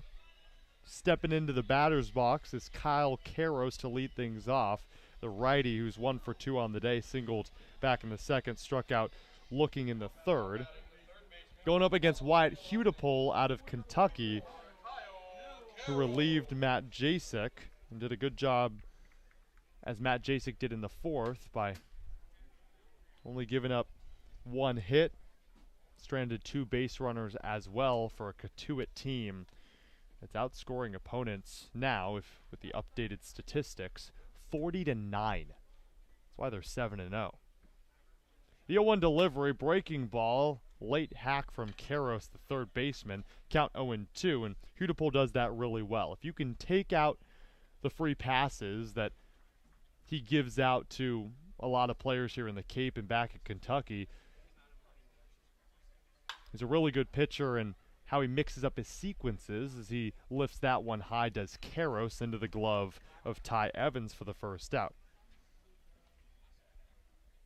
So the righty pops it out to center.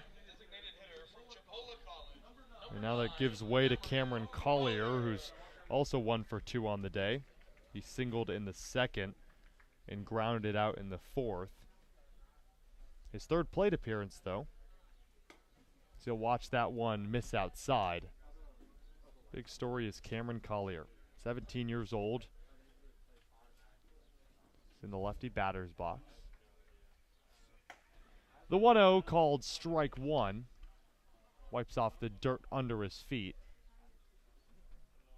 Tim Carey's going to motion past the dugout near the bleachers for one of the assistant coaches to lock up the gate, which was still left open down the right field line. And now the pitch from Hudipole.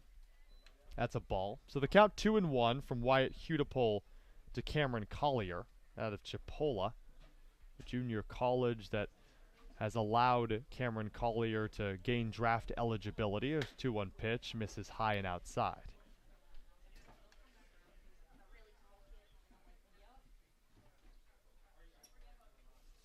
Look how he just fills up the batter's box. Just such a great talent at the plate. 3 balls, 1 strike, the count. Missing low, and that's why Wyatt Hudipole won't test Collier. Second time he's been on base. And the second walk given up by Hudipole. We're in the 6th. Cotuit leads Wareham 4-3. Collier is at first.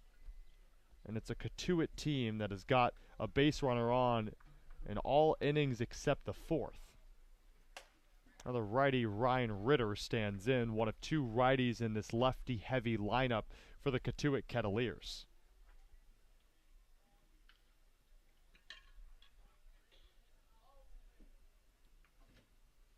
Hudipole, the 1-0 pitch. Swing and a miss. Big hack from Ritter, who struck out swinging twice today. Looking fastball, didn't get it. That's why he swung right through it on that great breaking pitch there from Hudipole. Kentucky on Kentucky, teammate to teammate, is Hudipole to Ritter. Wyatt checks on Cam Collier at first. Whether you ask a hitter or a pitcher who are on the same team, whether or not who has the advantage, I think both of them would say they have it. Collier goes, swung on, fouled near the dugout for Cotuit. So Collier to hit the reverse button, head back to first.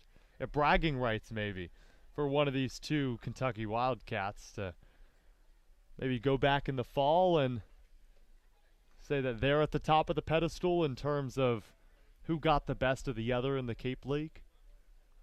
It's always interesting to see different players from different schools going at it, maybe schools that wouldn't compete in the fall or the spring. Even more interesting when they're from the same school. Breaking ball, called strike 3.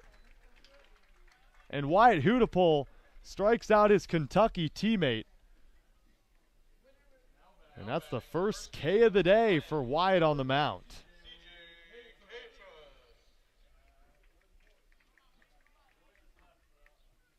as well as the 7th thrown by Wareham pitching. Kafis fouls it away. Collier was already on his horse from first to second. It's a guy in Cam Collier as well at first, not just 17 and out of a junior college and heading to the draft. Had an on-base percentage coming into this game at .500. Just knows how to get on the base. Right, fills up the zone, and most of these hitters do for Cotuit. The 0-1 to Kafis. Fastball fouled back. CJ Kafis, a single in the third, flew out to left in the fourth.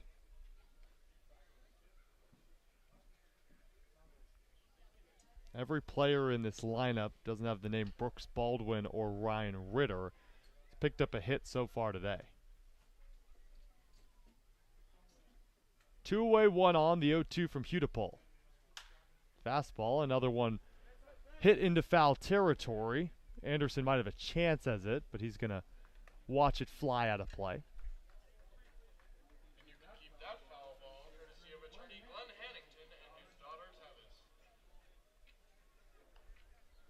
CJ Kafis, the first baseman out of the University of Miami. He's batting .385 coming into this one. 5 for 13. He's upped that to 6 for 15. If you want to do the mathematics at home, I think we'll get the same answer. He's batting .400. Hudipole set. The 0-2 delivery.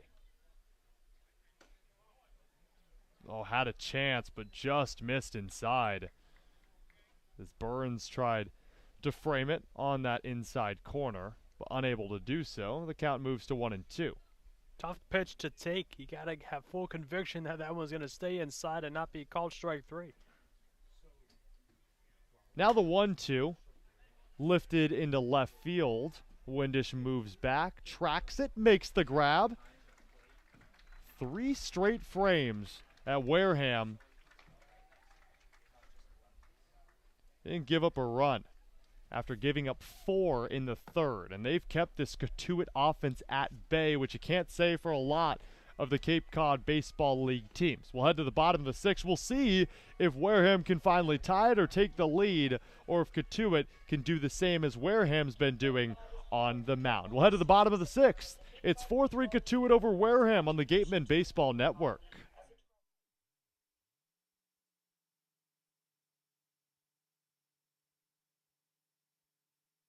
If you or a family member have been hurt at work, don't wait for the insurance company to discontinue your benefits or deny you medical treatment. Get an experienced workers' compensation attorney now before it's too late. The lawyers at Reedy, Kiernan, and McNally, LLP, have been practicing workers' compensation law for many years and are experts in the field of workers' compensation law. Having the advantage of retaining an attorney early on may make all the difference in your case. Know your rights. Be prepared and contact Reedy, Kiernan, and McNally, LLP today. The firm is located at 267 Main Street in Wareham and 2318 Acushnet Avenue in New Bedford. Call 508-295-0286 or visit their website, www.rkm-law.com.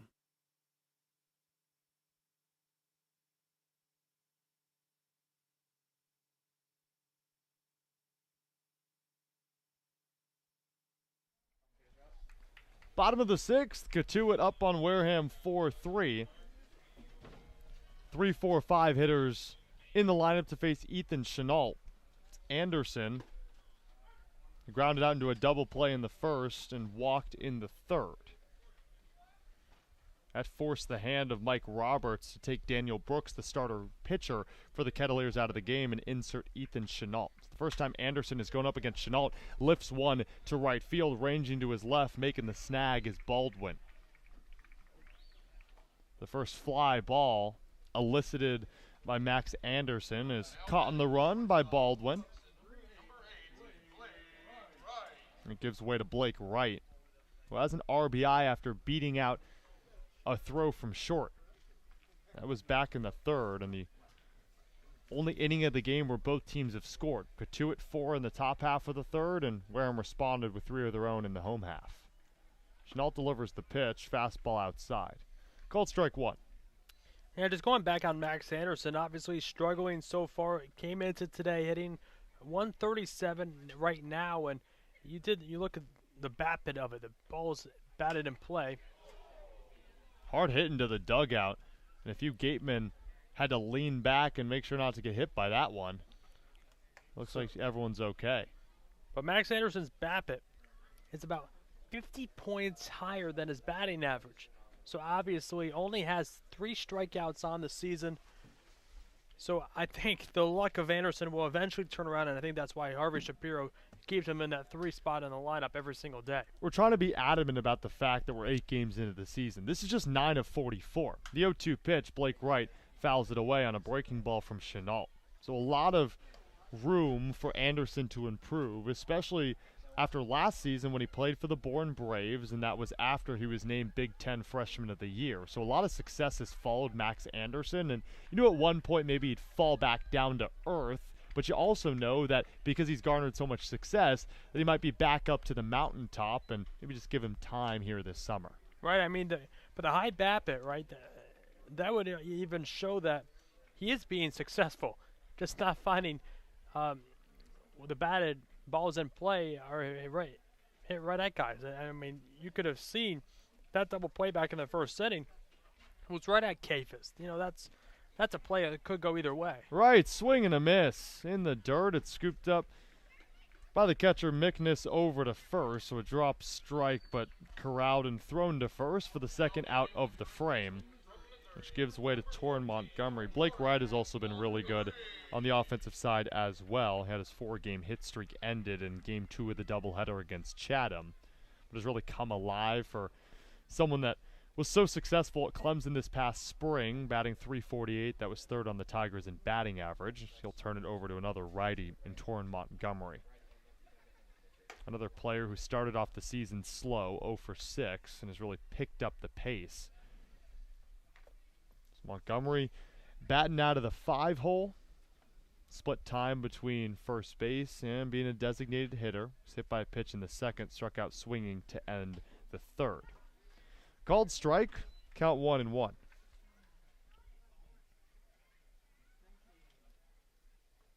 Montgomery as a sophomore was almost just as successful as he was as a junior.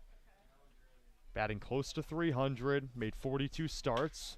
Hacks right to the first baseman. Catch is made by Kafis. Quick 1-2-3 from Ethan Chenault.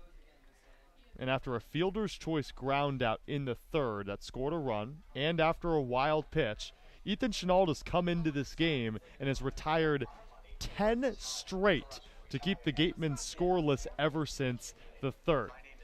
We're through 6. It's 4-3 Cotuit over Wareham. We'll be back to Spillane Field for the 7th on the Gatemen Baseball Network.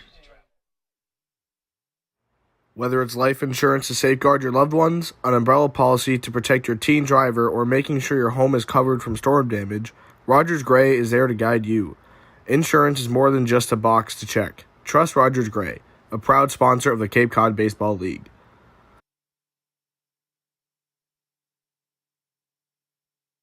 One of the Gatemen's favorite places for their post-game meals is Cool Cone, where you can get anything from fried clams and fried chicken to an ice cream sundae, and then top it all off with a round of mini golf. Cool Cone, located on Route 6 on the Wareham-Marion line. Hey Gatemen fans, don't miss out as the Wareham Gatemen head to Worcester, Mass. to take on the Bourne Braves at Polar Park, the home of the Worcester Red Sox. This special game at Polar Park takes place Monday, July 25th with a 6:45 first pitch. Tickets start at just $10, so head to gateman.org to get yours today.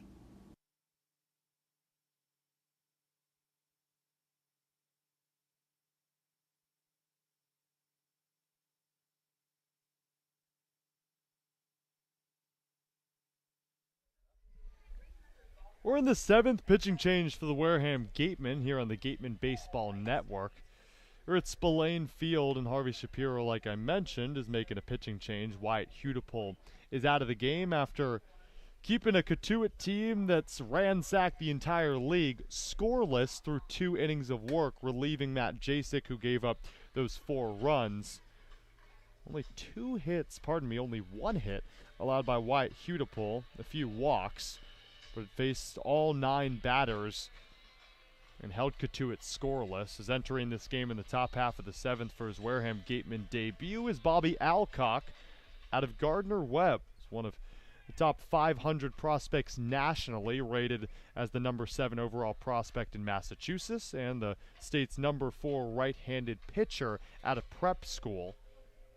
Just wrapped up his sophomore season at Gardner-Webb, a 2.08 ERA in 13 innings of work and just 3 appearances, 22 Ks to 12 walks. Now, the biggest gripe on the Gardner-Webb righty pitcher, so although he didn't allow a home run in the spring, batting average against .260, so a bit high for a reliever in Bobby Alcock that'll look to keep this Cotuit team scoreless as they've been for the last 3 offensive frames. Now, this is only his 2nd appearance with the Gateman this season. Already thrown in 2 innings, no hits yet, with a strikeout. It did appear earlier in the season. Now he's taking the mound for Harvey Shapiro. He'll stretch out the arms. He'll deal to the top of the order, and Brooks Baldwin back away at that one. Count 1-0. Baldwin struck out looking in the 1st, swinging in the 3rd. Ground out to the pitcher Hudipole, who's just replaced by Alcock in the 5th. The right-hander delivers to the lefty Baldwin, swinging at the 2nd pitch and fouling it to the left side. Brooks Baldwin is one of 2 players in this Cotuit lineup without a hit today. But overall, this Cotuit team has 9 hits on the Gateman pitching staff. 1 ball, 1 strike the count. The kick in the fire. Down low. Big spot for Alcock here. Obviously wants to keep it a 1-run game and just try to let the offense do their job to make the comeback tonight. Down by 1 on the Wareham Gateman. The 2-1 delivery. Baldwin cuts away at it, pops it in the infield, and Hausinger makes sure his communication is loud and makes the grab. He called Torrin Montgomery off as he ranged past the stone infield and into the grassy area. There's 1 away in the top half of the 7th. Yeah, obviously a weekend, you hope to have a good communication and good idea of the makeup of the defensive plays, but Hausinger wants to make sure he calls off everyone so there's no miscommunication in the infield on that play. It's been one of the unsung leaders of this team, as well as Peter Burns in the back end of the battery behind the dish. Chandler Simpson is up. 3 for 3 on the day, 7 for 10 on the season. So he's batting an otherworldly 700. Hacks it. Fly ball. Can of corn for Ian Farrow. 2 away. First time that Chandler Simpson hasn't recorded a base hit today. That's in the 7th. It's almost like swinging at the 1st or 2nd pitches, now catching up to this Cotuit team. They're not taking advantage of exhausted arms as they did with Matt Jasek in the 3rd. Yeah, obviously they took advantage of the first pitch they were looking for, and it was successful, but now 2nd, 3 times through the order with new pitchers on the mound, it's more difficult to do so. Pitch to Cole. He's going to hack at the first one.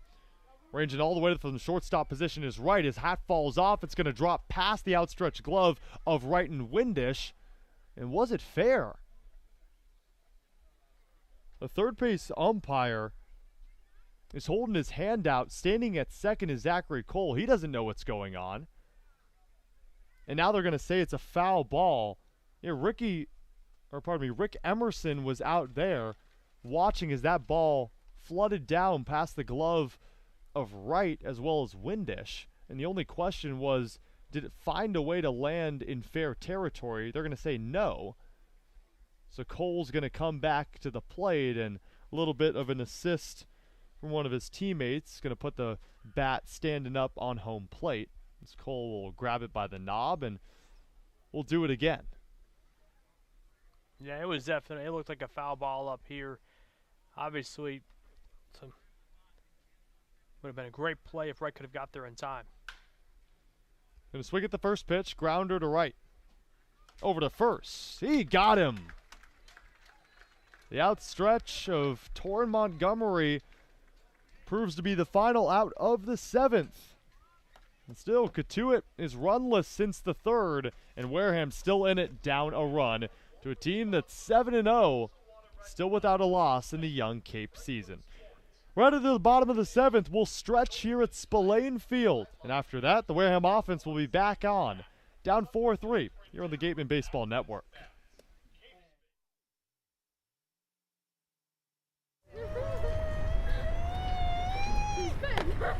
Beat the heat and join us at Waterways, a water experience unlike any other this side of the bridge. Open daily, head over to the water park on Route 28, the Cranberry Highway. Looking for a turnkey rental experience on the Cape? Gibson Sotheby's International Realty has a dedicated team of rental professionals ready to provide homeowners and guests with exceptional service. For Cape Cod rentals, nothing compares. Each office is independently owned and operated. Sotheby's International Realty is a registered trademark.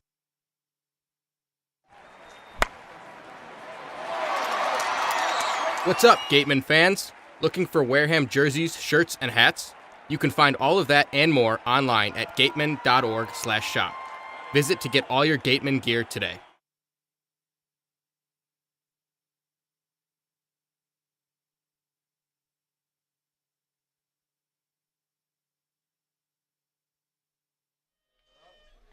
Bottom of the 7th at Spillane Field, it's Cotuit 4, Wareham 3, alongside Alex Feuz. I'm Cameron Ezeir. Wareham team that's been able to stick with Cotuit, a Cavaliers squad that's 7-0 on the young season, the 4th best start in the modern era of Cape Cod League baseball. Wareham looking good. Did well in the bottom of the 3rd to scratch across 3. Now, ever since that, the pitching staff has come alive as they've done throughout the first 7 games of the season, retiring the last 10 Wareham batters. And back out on the mound is Ethan Chenault, who came in as a reliever for Daniel Brooks back in the 3rd, and he's been really good for this Cotuit team, keeping Wareham at bay. Yeah, the key piece right here, if the Gatemen really want to try to make a comeback late in this game, only down by 1 here in the bottom of the 7th, it's going to have to be the bottom half of this order. 1 for 8 so far tonight through the 6 through 9 spot in the Gatemen lineup. Looking to turn things around, and all of the wins that the Gatemen have had, it's been really not one person in this Gatemen team that really won them the game. It's really been an all-around team win. But in the ones that they have won, it's been the bottom half of the order that's really carried them to a victory. That's what's going to have to happen here tonight. Down by 1. The Gatemen in the first 8 games have scored 11 runs past the 7th. They're going to hope for at least 1 here against Cotuit. Ian Farrell fouls it back on the offering from Chenault. The bottom of the order has to be a whole lot better, knowing that the consistency of the 2 through 5 hitters has been there for the Gatemen, as Farrow did not go on that pitch high. It's been Windish at the 2, Anderson at the 3, Wright at the 4, either Clark or Montgomery at the 5. But how Harvey Shapiro has shifted his lineup is at the bottom of the order. As Ian Farrow breaks his bat, much to his chagrin. He's not too happy about that one, as he has to head back to the dugout and get a new bat from his teammate. Yeah, you never want to break your own bat. I mean, that's just one thing that a lot of hitters are really superstitious about. So Farrow grabs a new bat, coming off single-season records at Florida Gulf Coast, and will head to the University of Miami in the fall. Entering this game, the Gatemen 251 against right-handed pitchers. But so far, it's just been the third that allowed the Gatemen to get going on the offensive side. 1-1. Farrow chases it. That was actually the 1-2 as the scoreboard read wrong, and Farrow will strike out swinging after grabbing a new wooden bat, and that'll be a K for Ethan Chenault, and he's retired the last 11.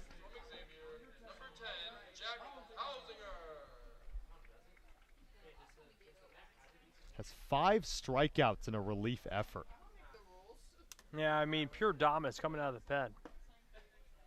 First swing and a miss for Jack Hausinger to open up his day in the 7th. Back in the 2nd, he grounded out to second and flew out to left in the 4th. Chenault to kick the fire down low.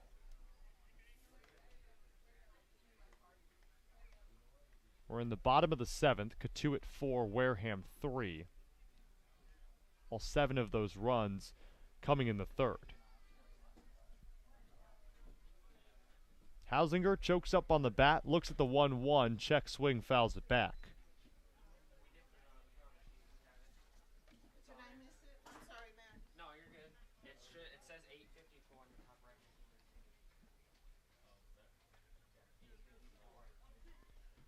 A couple games ago, Jack Hausinger went 3 for 3.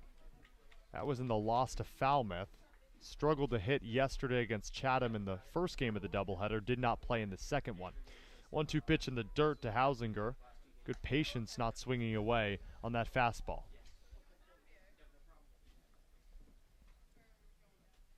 "16 home runs, drove in 58 in the spring for Ezeir.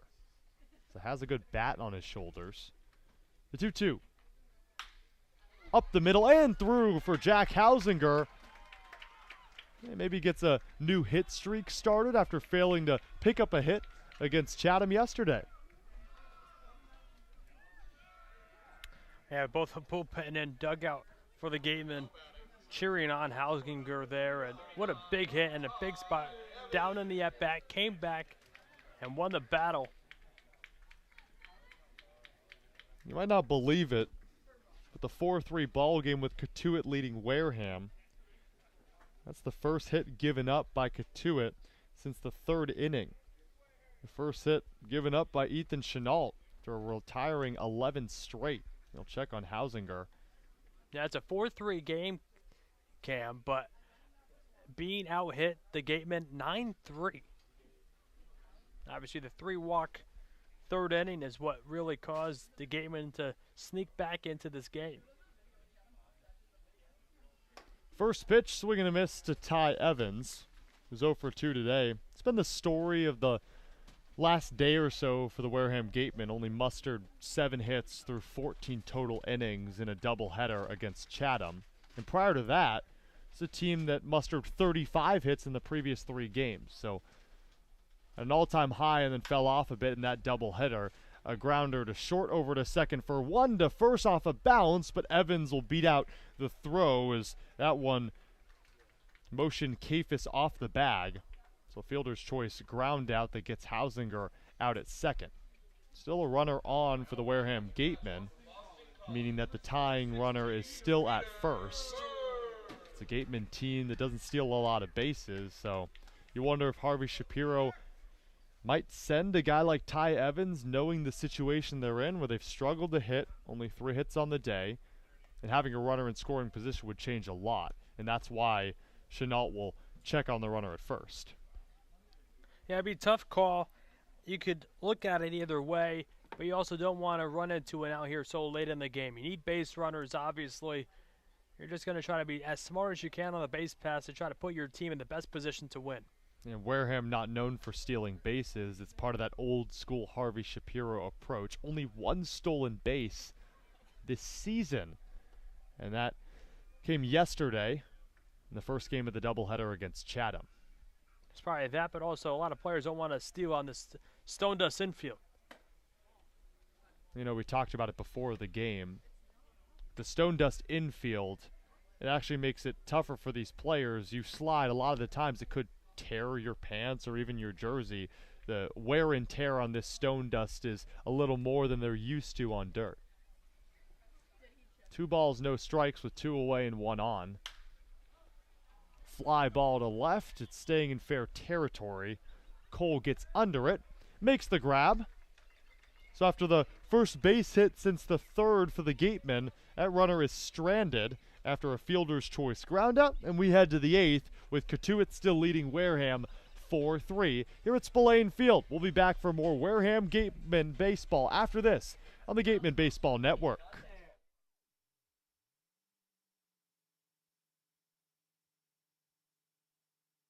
The 2022 Cape Cod Baseball League All-Star Game will be hosted by the Wareham Gatemen on Saturday, July 23rd. Join the CCBL's best as they take to the diamond in front of scouts from every MLB organization here at Spillane Field. Gates open at 2 p.m., Home Run Derby will begin at 5, and first pitch is at 6:05 p.m. Tickets will be available through the league and Gatemen website.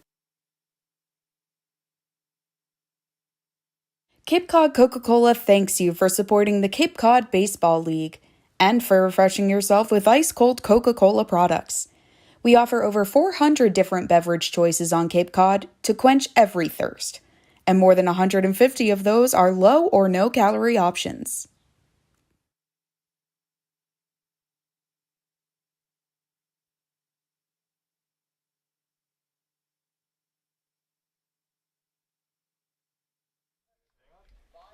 Time running out for the Wareham Gatemen as Bobby Alcock is on the mound for a second inning of work after pitching a 1-2-3 7th with Alex Feuz. I'm Cameron Ezeir. Middle of the order due up for Cotuit and Victor Scott, Justin Mickness, and Kyle Karros. And ever since that third inning, the Wareham pitching staff has done a really good job. Same with the defense behind them. Only giving up one hit. That was a single to Chandler Simpson in the 5th. But went 1-2-3 in the 4th, faced 4 in the 6th, and only allowed one base runner, and then 1-2-3 in the 7th. So the relieving group has done a good job in a relief effort of Matt Jasek, who surrendered those 8 hits in the 3rd, which is uncharacteristic for a group of relievers that's actually most of the season been worse than the starters, but kind of picking up the slack here today. Yeah, much needed one. Got to keep them in the ball game. You don't want to let this 3-game skid move to 4, and obviously you want to beat this undefeated streak of the Cotuit Cavaliers. It'd be hard to do so when you're facing Victor Scott and then Mickness and Karros all with base hits today. Victor Scott is 1 for 3 on the day. The 2 RBI single back in the 3rd. Slow roller to Hausinger. Scoops it up over to first. 1 away.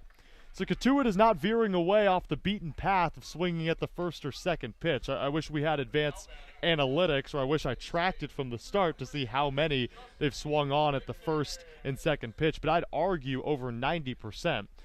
And that's what's led to this early season success for Cotuit and Mike Roberts, who was actually the manager for the Wareham Gatemen in the late 90s for a small stint, and now he's over at Cotuit, and this is a Cavaliers team and organization that's won 17 championships, and it makes sense to why Cotuit has had so much success. But Wareham Gatemen doing a really good job keeping this team at bay, only giving up 1 hit since the 3rd.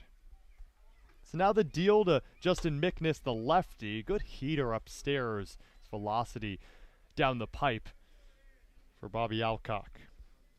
Yeah, Alcock already pitching an inning and a 3rd so far today, just on 11 pitches thrown. So again, to your point, Cam, this Cotuit team loves to swing at the first pitch early in the at-bat. Elevated, missed in the attic for Alcock. 1 ball, 2 strikes the count to Mickness. On his last base hit in the 3rd, he lined out to left and to second his other 2 at-bats. No hard hit ball, but was hook and foul the whole way. Mickness trying to straighten up that swing a bit and got a piece of it a little early, though. Pulling it to the right side. Bobby Alcock likes the sign. The delivery. Swing and a miss. Dropped in the dirt by Burns, but tags out Mickness. 5 up, 5 down for Bobby Alcock. Nice job coming out of the pen for Alcock, relieving the reliever, Hudipole, after he had a really good 2 innings as well, and it's a good sight to see, knowing that just a couple games ago against Falmouth, it was a bullpen that surrendered 11 runs and ultimately lost the game for a Wareham offense that put up 9. The opening pitch to the righty Kyle Karros, a single in the second and struck out looking in the third. He was one of 6 strikeout victims to the starting pitcher, Matt Jasek. Also flew out to center in the 6th. Elevated fastball, Alcock lost his hat as well as he picks it up off the mound, brushes it off. Karros, the third baseman at a UCLA. One of 2 California kids. They're the Cotuit hitters. That pitch misses outside. The other is Caleb Lomavita, who is not featured today.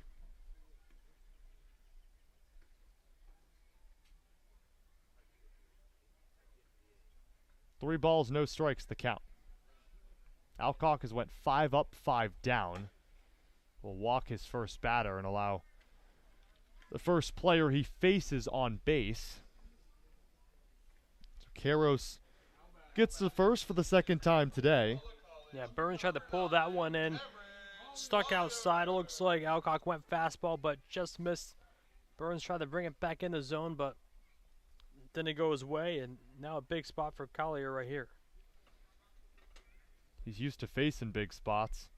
He's a 17-year-old playing in the Cape Cod Baseball League, the youngest player here in the Cape. The first pitch upstairs, Collier takes as Burns will take a second to head out to talk to Bobby Alcock. And in this situation, what is a veteran like Burns saying to Alcock? Just settle down, obviously. Focus on who you are as a pitcher and who is in really the ultimate makeup, right? This is a player at the plate that you have to obviously be careful of how you attack him. He knows his zone so well, so obviously you got to give him just a pep talk up there too, like you're also a D1 pitcher at this level. So Alcock waits the 1-0, fouled back into the fencing, and Peter Burns already talked about Jack Hausinger being an unsung leader. Peter Burns might be the other, a senior, started 21 games for the Boston College Eagles in the spring, so he knows his fair share of collegiate baseball. He's bringing it here to Wareham this season. Runner at first, 2 away, the 1-1 delivery. Collier fouls it away. That was Collier's pitch right there, and he knew it, showing his frustration. A little early on that one. Took a hack at it, fouled it to the left side. It's 1 for 2 today with a single in the second, a walk in the 5th.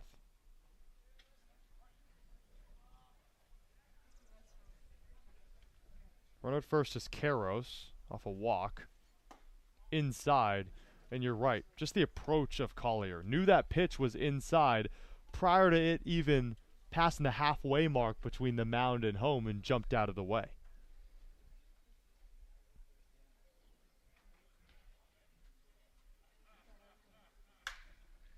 Takes a hack at it. Swung on to deep left field. It's ranging into foul territory. Diving is Windish. Did he make that catch? He did! Wow, what a play! Hogan Windish ranging far to his right in foul territory. It was foul all the way, but Windish never gave up on it. And that'll end the top half of the 8th. A web gem to send us to the bottom half of the frame. The Gatemen still trail the Cotuit Kettleers 4-3, but still in it against the lone undefeated team in the Cape. We head to the bottom half of the 8th. We'll see if Chenault heads back out for the Kettleers and if the Gatemen offense can finally get it going as they did in the 3rd. You're watching Wareham Gatemen Baseball on the Gatemen Baseball Network. Cape Cod 5 is proud to be a long-standing supporter of the Cape Cod Baseball League and its contribution to the local economy as a treasured summer attraction. Cape Cod 5 is a community bank serving customers throughout Cape Cod, the islands, and southeastern Massachusetts. Founded in 1855, the bank's mission is to enrich the lives of those it serves while contributing to the health and vitality of its communities. Cape Cod 5 provides a full range of banking solutions, including personal and business banking, residential mortgages, investment management, and trust services.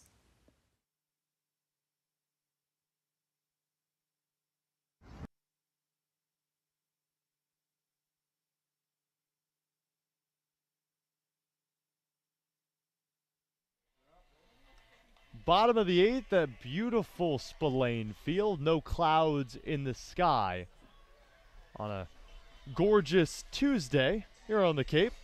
With Alex Feuz, I'm Cameron Ezeir. There's been a lot of talk about Wareham being off the Cape, but hey, it's a gateway to the Cape. And Cotuit, the best team in the Cape, or on the Cape like the experts would say. Well, they're tight with Wareham right now. It's a 4-3 ball game. 3 runs is the second most given up by this Cotuit team.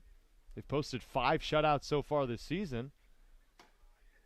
Well, Cotuit has shut out the Gatemen ever since the 3rd. Hey, you can't have Wareham without Cape Cod. Yeah. So.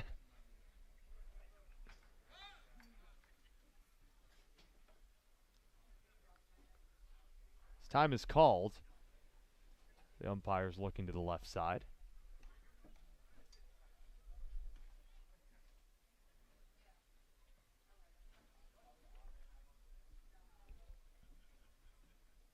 The count 0-1. Swing and a miss from Campos at the top of the order. Ryan Campos struck out in the first, walked in the third, 5 pitches, and grounded out to short in the 5th.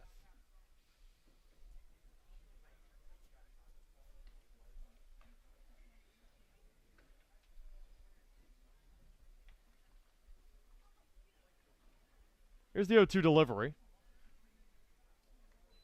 Pitch inside. The new pitcher on for the Cotuit Kettleers is Will Jacobson out of Harvard.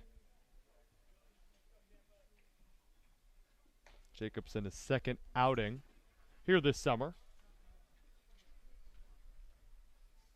It's the 1-2 to Campos.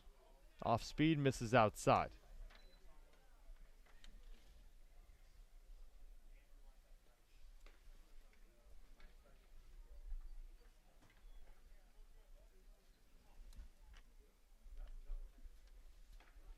Two balls, 2 strike the count.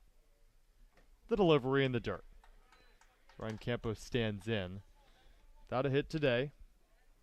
To Will Jacobson. Wrapped up his junior season. Didn't compete in 2021 due to the COVID-19 pandemic, canceling all baseball operations in the Ivy League. Hometown of San Francisco. He's on the mound. The 3-2 delivery. Campos down the third base line. It's fair and through. Ryan will try to run it out for 2, but then get pulled back to first. That's a leadoff single, and the game-tying run is at first, and Ryan Campos, his first base hit of the day and only the 4th for the Wareham Gatemen. Yeah, Karras was almost shifted away from the third base bag. That's what allowed it to get right past and over it to save fair. What great piece of hitting from Campos, and we'll see how the Gatemen really attacked this situation with still nobody out in the bottom of the 8th inning, down by 1. Player that'll step up is Hogan Windish. Jacobson checks on Campos, who slides back into first. Windish, the left fielder, made that incredible play to close out the top half of the 8th to retire Collier in foul territory. He's 1 for 2 today with a walk. Cuts away, pops it up. Foul out of play.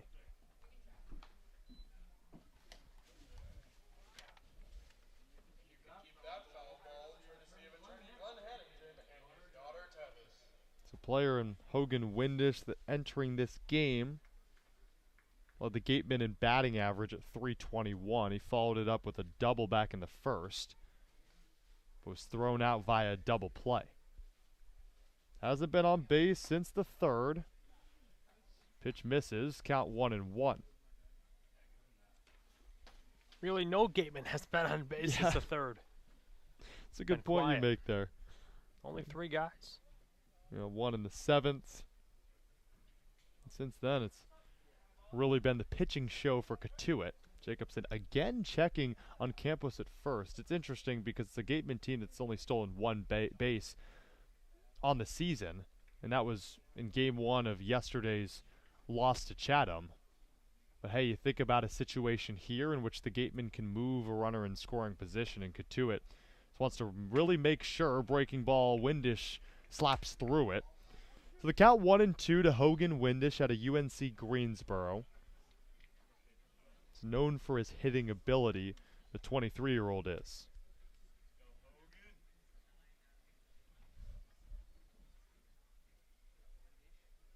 Windish just wrapped up his redshirt junior season. Very experienced player. 1-2 pitch. Called! Strike 3 on the outside corner. Windish can't believe it. That's the first out of the bottom of the 8th.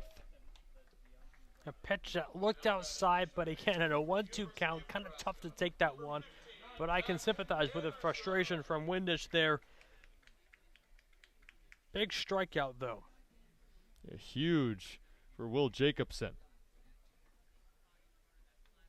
Starter was really good in Daniel Brooks until he really fell off in the 3rd and walked 3 straight batters. It's lifted into foul territory by Anderson, ranging left in that way and watching it drop out of play is the first baseman, Kafis.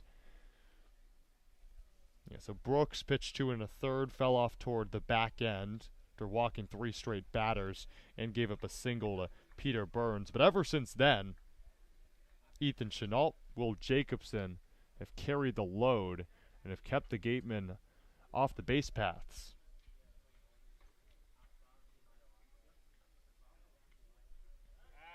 Only 2 hits for Wareham since the 3rd. Windish had one of them that was a double in the 1st. Peter Burns bunt single in the 3rd. He had to manufacture that one on his own. Ever since then, just a pair of singles represent the other Gateman hits. Campos at first, with 1 away in the bottom of the 8th. The 0-1 delivery, that pitch has so much movement on it, just dipped a bit low. Yeah, obviously the average 137 coming into this at-bat, but on-base percentage, 333. So obviously a threat to get on base and looking to continue this inning right here by Max Anderson. Be pretty huge for the Gatemen. 1-1. Anderson check swing. It was a strike anyway. You mentioned it earlier in this game. Anderson, although the numbers aren't there statistically, he's done a really good job getting balls in play. He's only struck out 3 times this season. So he knows how to put the balls in play, which is really integral because you allow Cotuit to make the mistakes, even though this is a team known for their lack of mistakes, only 3 errors this season. Right, the batted ball was put in play. Percentage almost 80 points higher than his batting average. In the dirt, another breaking ball, but that one veered away from the strike zone. So Blake Wright will be in the on-deck circle.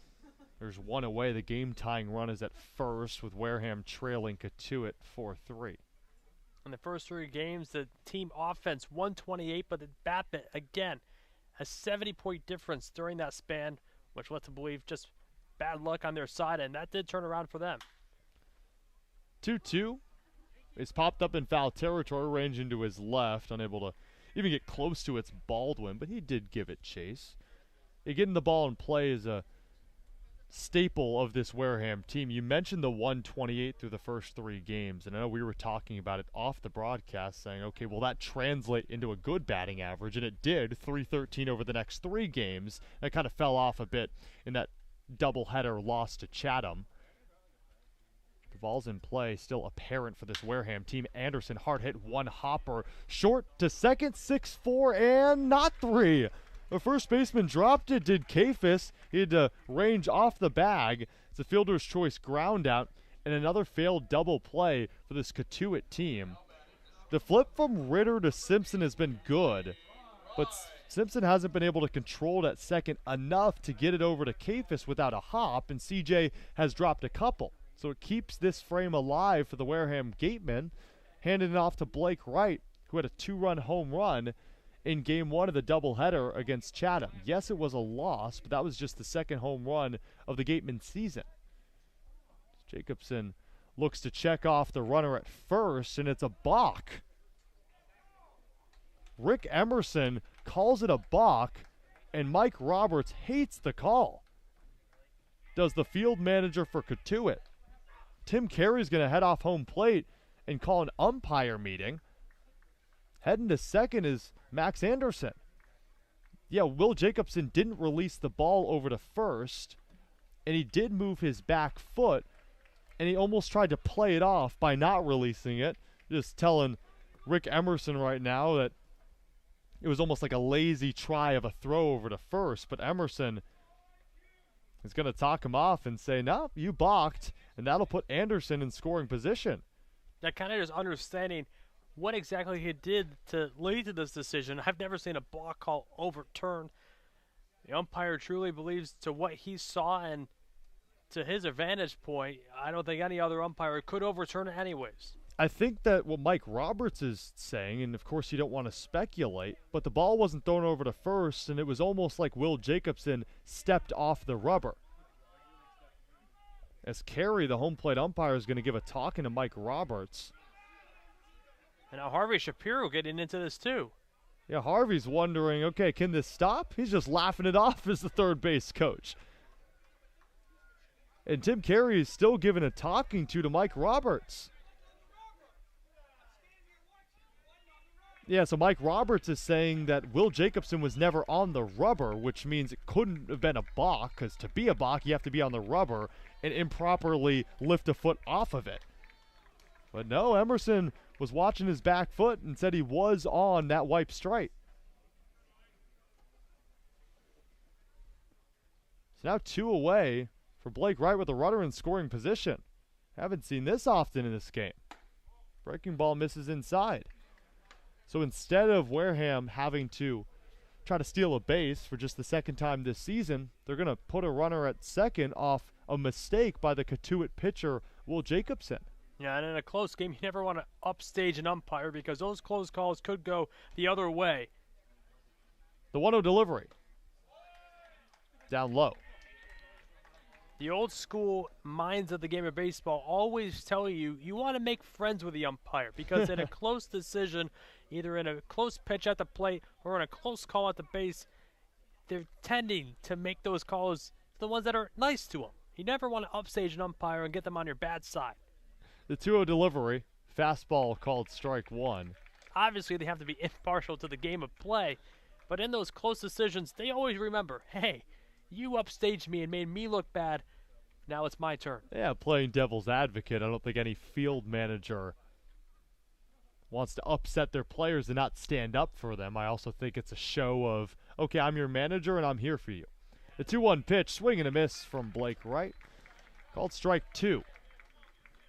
I can see both sides of it. And of course, the umpire's call is the final one, but a lot of managers choose to voice their opinions in defense of their players. The count's 2-2 in the bottom of the 8th with 2 away, and Anderson is at second via fielder's choice and a balk. Big at-bat for Wright, but he swings away. It's a drop strike three. He's going to race over to first, but Mickness there in time to throw it over to first.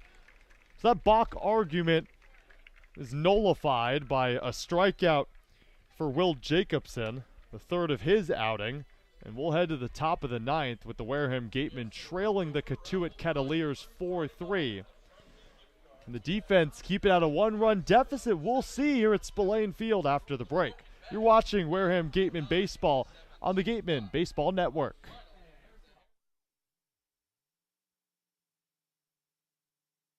The Wareham Gatemen would like to thank Franklin Sports for their sponsorship of the Cape Cod Baseball League. Franklin is yet again proud to be the official batting glove of the Cape Cod Baseball League. Throughout the summer, all 10 Cape League teams are wearing their own custom team batting gloves, courtesy of Franklin Sports. Cape Cod to the major leagues. Only the best hitters in baseball wear Franklin gloves.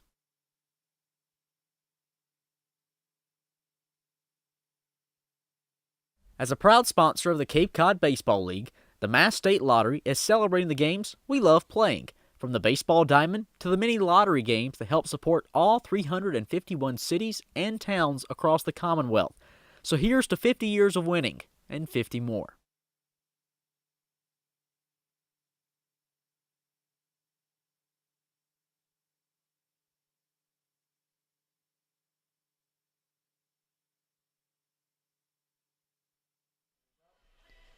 Top of the ninth, and Wareham's keeping this one at arm's length.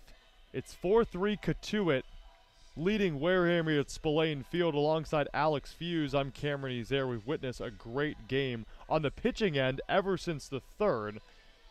For a Wareham team that gave up 8 hits to Cotuit in the third inning, they've responded quite well, giving up just 2 since then. And for the Cotuit pitching staff, they've done a really good job mimicking that. They've only given up 2 hits ever since the third. Right. And now Harvey Shapiro will make the change and put Mike Walsh on the mound out of Yale. Yeah, obviously, Harvey Shapiro wants to win this game, and his best option out of the pen to keep this a one-run game is Michael Walsh. Obviously, last appeared 3 nights ago, pitching 2 innings, striking out 6, only giving up 1 hit, and this is a guy that really is a true competitor on the mound. He goes into just a different mindset when he takes the field in game, and a lot of experience as well in a big spot to keep this a one-run game. The choice by Harvey Shapiro to send out probably his best closer. You're right. Closed that game against Brewster, a 4-1 victory. Faced 7, struck out 6. Mike Walsh in his 3rd appearance for the Gatemen. At a Yale, 6'2 senior, 195. He deals to Ritter, who fouls it to the left side. Has a pitch slider, but everyone, including himself, calls it the Dur.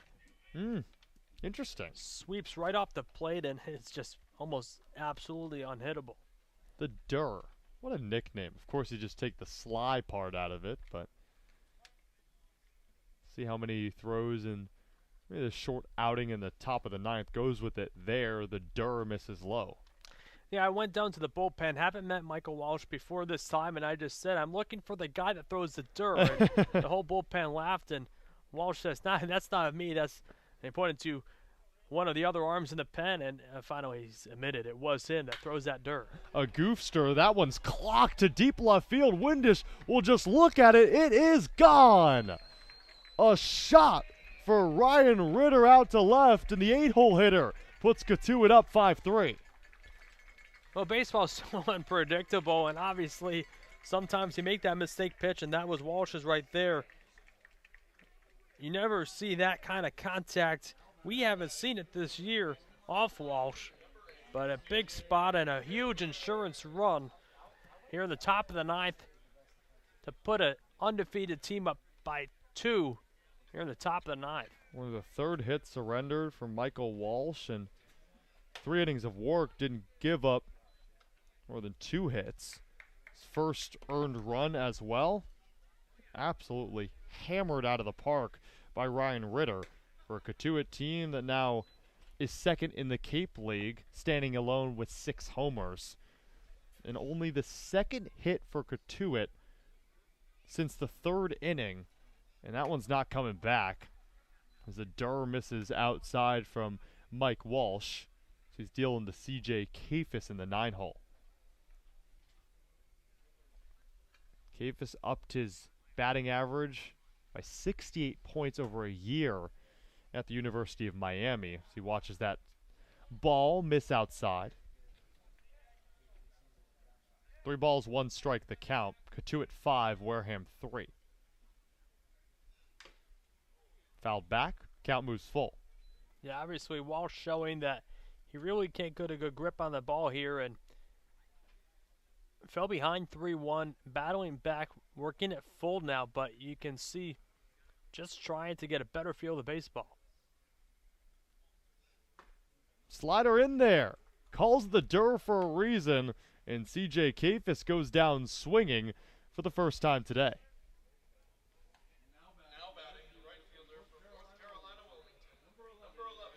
So Cotuit has added an insurance run, courtesy of a solo shot to left by Ryan Ritter that was a no-doubter off the crack of the bat. The order is flipped to Brooks Baldwin, who's 0 for 4 on the day. The lefty still swinging at the first pitch. Slow chopper. Walsh picks it up, fires it off his back foot, but safe is Baldwin. And maybe should have let Anderson grab it, but it would have been a tough play anyway, as it fell into no man's land between the Bermuda Triangle of Anderson, Walsh, and Burns.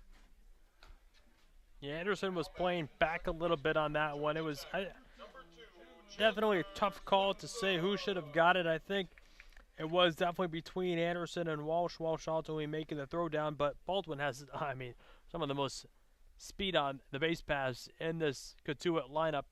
Probably right up next to Chandler Simpson, who's at the plate right now.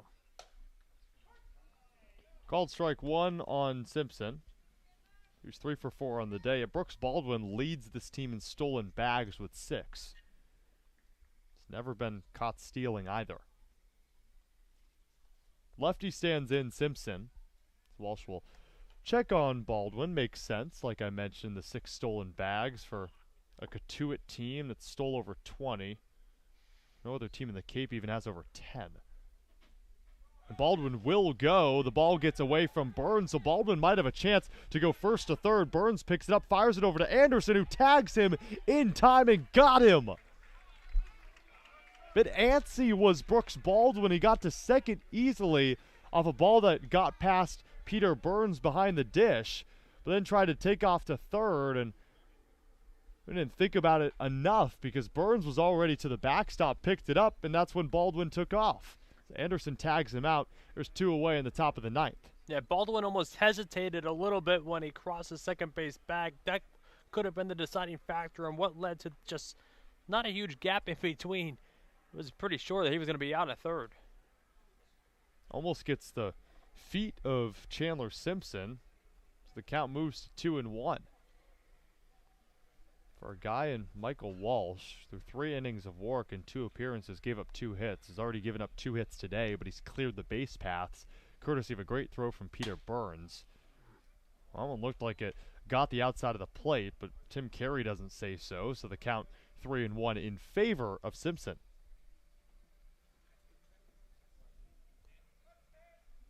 The Georgia Tech Yellow Jacket looking at the Yale Bulldog. The Bulldog delivers. It's outside, and Simpson knew it right off the hands of Walsh. The third base runner for the Cotuit Kettleers in the top half of the 9th. Yeah, rare to hear.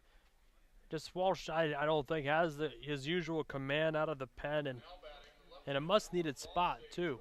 Yeah, Eddie Marco's going to head out to the mound to talk it over with Michael Walsh. Out of Yale, Mike Walsh has been phenomenal for Wareham.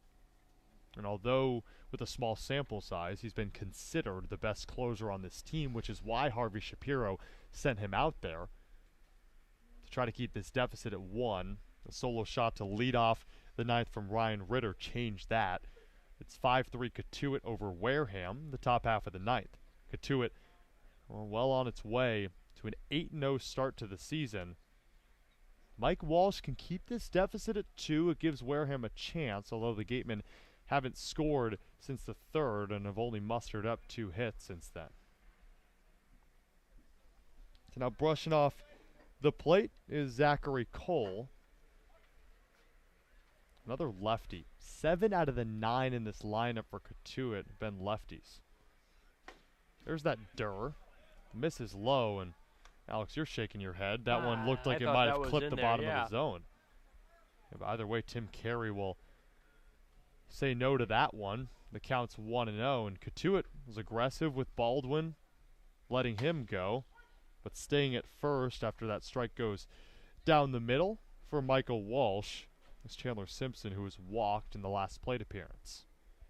Zachary Cole is 1 for 3 on the day at an RBI single to kick off the scoring in the 3rd.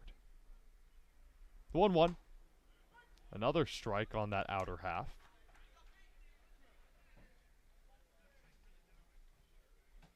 Yeah, Walsh 1 pitch away from sending this to the bottom of the 9th at a 2-run deficit.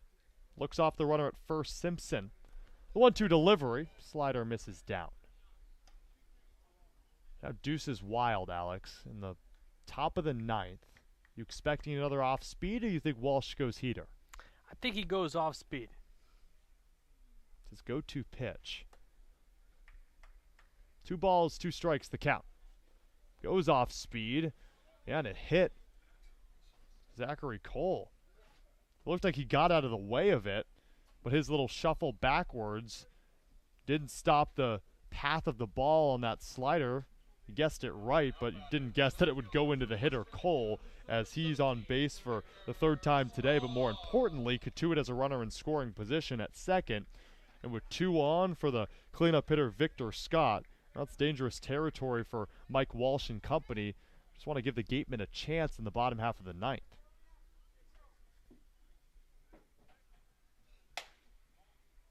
Uncharacteristic for Scott not to swing at the first pitch, but lets it laser by for ball 1.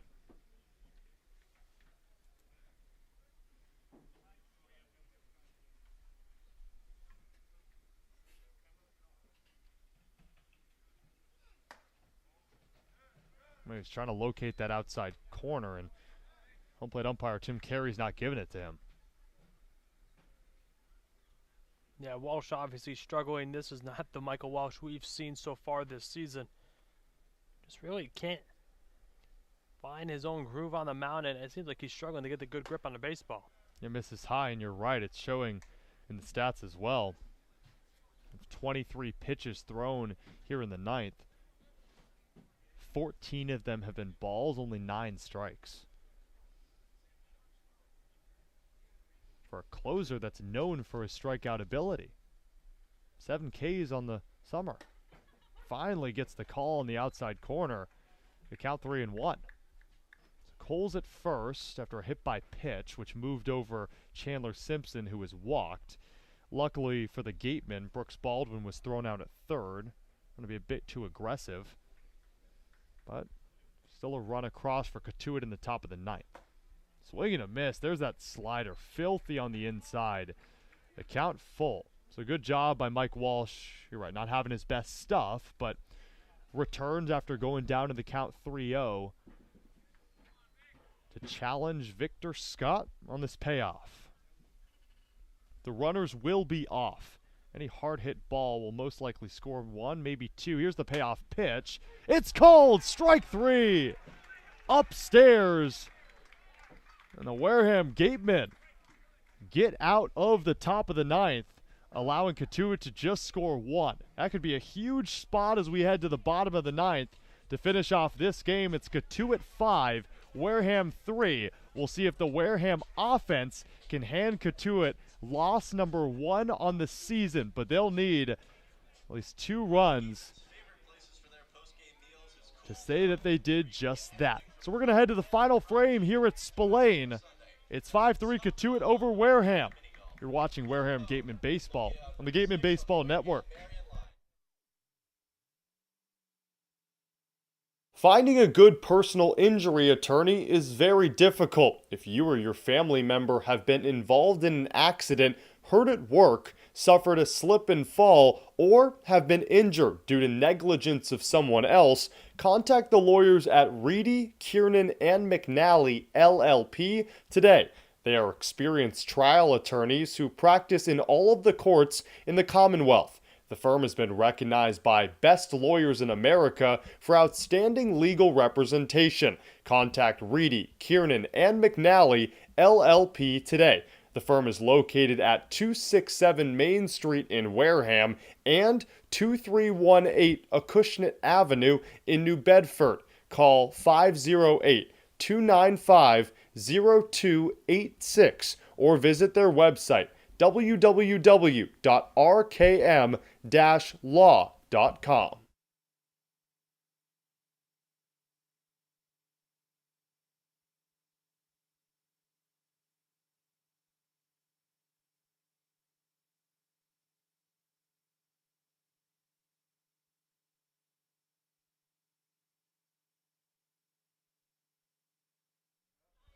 Bottom of the ninth, closing time for the Wareham Gatemen. Well, they hope so, maybe in a winning effort, but trailing 5-3 to the undefeated Cotuit Kettleers, who added on an insurance run courtesy of a Ritter solo shot to left. With Alex Feuz, I'm Cameron Ezeir. It's the Wareham Gatemen team that has left 5 on base throughout the course of this game. They only got 4 hits, and that big third inning It was just the Gatemen capitalizing off a mistake, or a couple mistakes, from Daniel Brooks walking 3 in a row and giving up a bunt single to Peter Burns. Since then, we've only mustered 2 hits. Those have both come in the last 2 offensive frames, and you wonder if a guy like Torrin Montgomery can get things going for the Gatemen in the bottom of the 9th. Remember, against Falmouth 3 games ago, Wareham scored 5.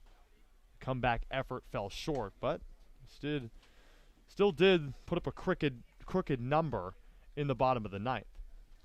This time down only 2 rather than 8 as they were against Falmouth. Missouri first baseman at the plate. Strike 1, count 1-1. Yeah, I'm sure we'll see different approaches at the plate here late in the game. Just looking for base runners now. Torrin 0 for 2 on the day, was hit by a pitch in the early innings. Dribbler foul.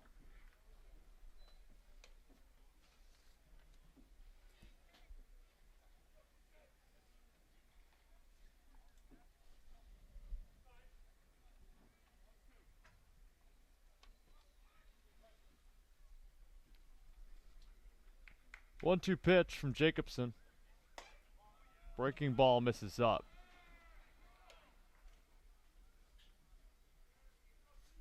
I don't know where that missed. Maybe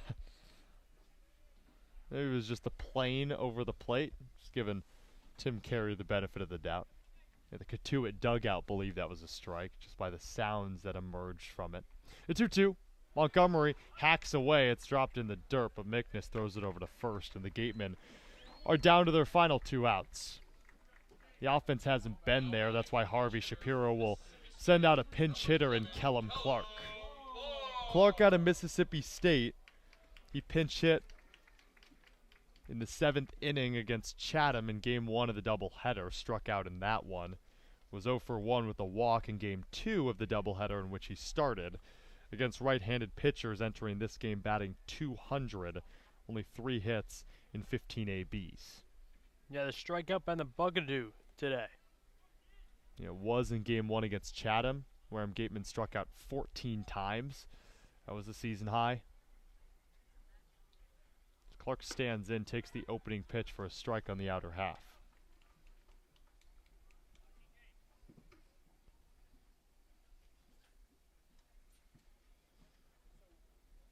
Ten Ks for the Cotuit pitching staff. The 0-1. Clark fouls it back off the glove of Mickness. Called strike 2. It's a Gateman team that in that 3-game stretch where they went 2-1, struck out 25 times, walked 30 times. In these past 3 games, you're right, the strikeout has been the Achilles heel. Breaking ball misses out.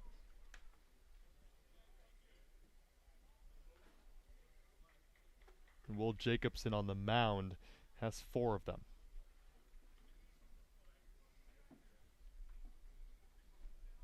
One ball, 2 strikes, the count, 1 away, bottom of the 9th. Kellum Clark, the pinch hitter out of Mississippi State.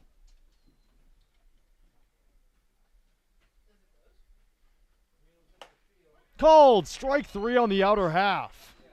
Second time Kellum Clark has gone down by way of the K as a pinch hitter this season. That's back-to-back strikeouts for Will Jacobson. Back-to-back-to-back if you track it all the way back to the 8th. Pardon me, new pitcher on is Brock for the Cotuit Cavaliers, so he's recorded back-to-back Ks in the 9th.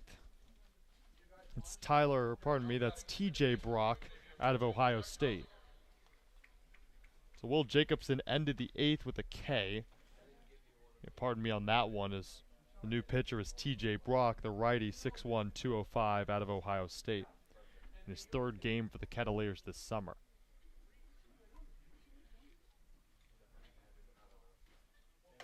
The delivery upstairs to Hausinger, who is the last life for the Gatemen. Down to their final out.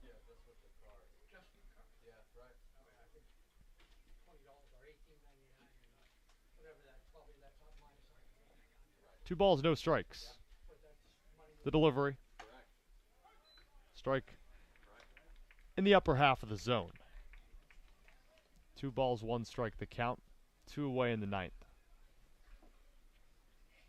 Gatemen looking to avoid a 4-game losing streak, but are on the precipice of that. Hausinger is up on the count, 3-1.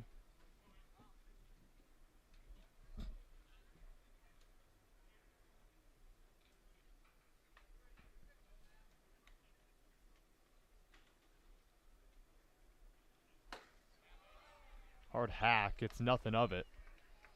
The payoff pitch upcoming from Brock.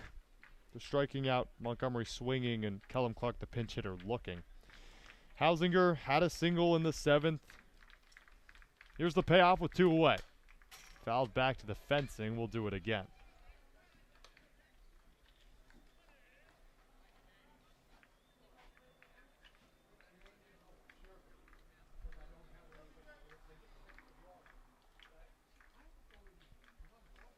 Hausinger represents the final out and what stands in between Cotuit and an 8-0 start. The payoff. High. Hausinger stays alive, heads to first, keeps the Gateman alive. And now it'll be up to Ty Evans, who exits the on-deck circle and walks into the righty batter box. What a first impression, the home crowd here for Ty Evans, if able to come up with a big hit right here. Game-tying run is at the plate in Evans as he'll talk to Harvey Shapiro. Shapiro has a whole lot of experience, not just in these situations. He coached Bourne to a title in the West Division, came up short against Brewster in the title game. But he got Bourne to their only championship title back in 2009. Knows a lot about spots like these as he talks it over with Evans. Yeah, just calms him down. Calms the nerve, but also ices a kicker on the mound. Will do so against TJ Brock out of Ohio State. Pitch to the Gator. Check swing, it gets through the wickets of the catcher Mickness. Advancing to second is Hausinger. Evans did not go, says first base Mickey Garcia.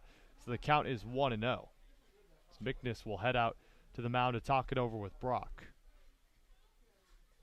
Now Hausinger is in scoring position, but still the game-tying run's at the plate. The game-winning run is in the on-deck circle with a pinch hitter and Derek Fabian.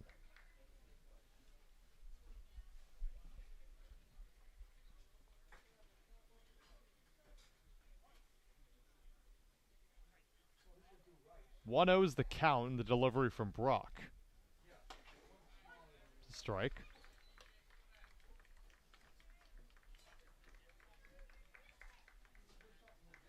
Ty Evans still without a hit in a Gateman uniform.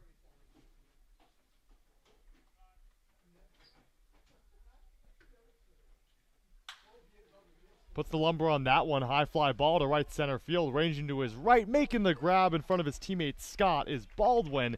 And that wraps things up. The Cotuit Kettleers have started the season 8-0 and have forced the Wareham Gatemen down to 3-5-1 on a 4-game losing streak as Cotuit continues their supremacy of the Cape Cod Baseball League in the early going.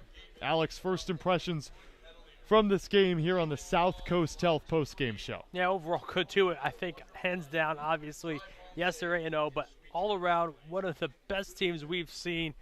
But for the Gatemen, offensively, not really breaking out here tonight, getting that key big hit outside of the third, scoreless.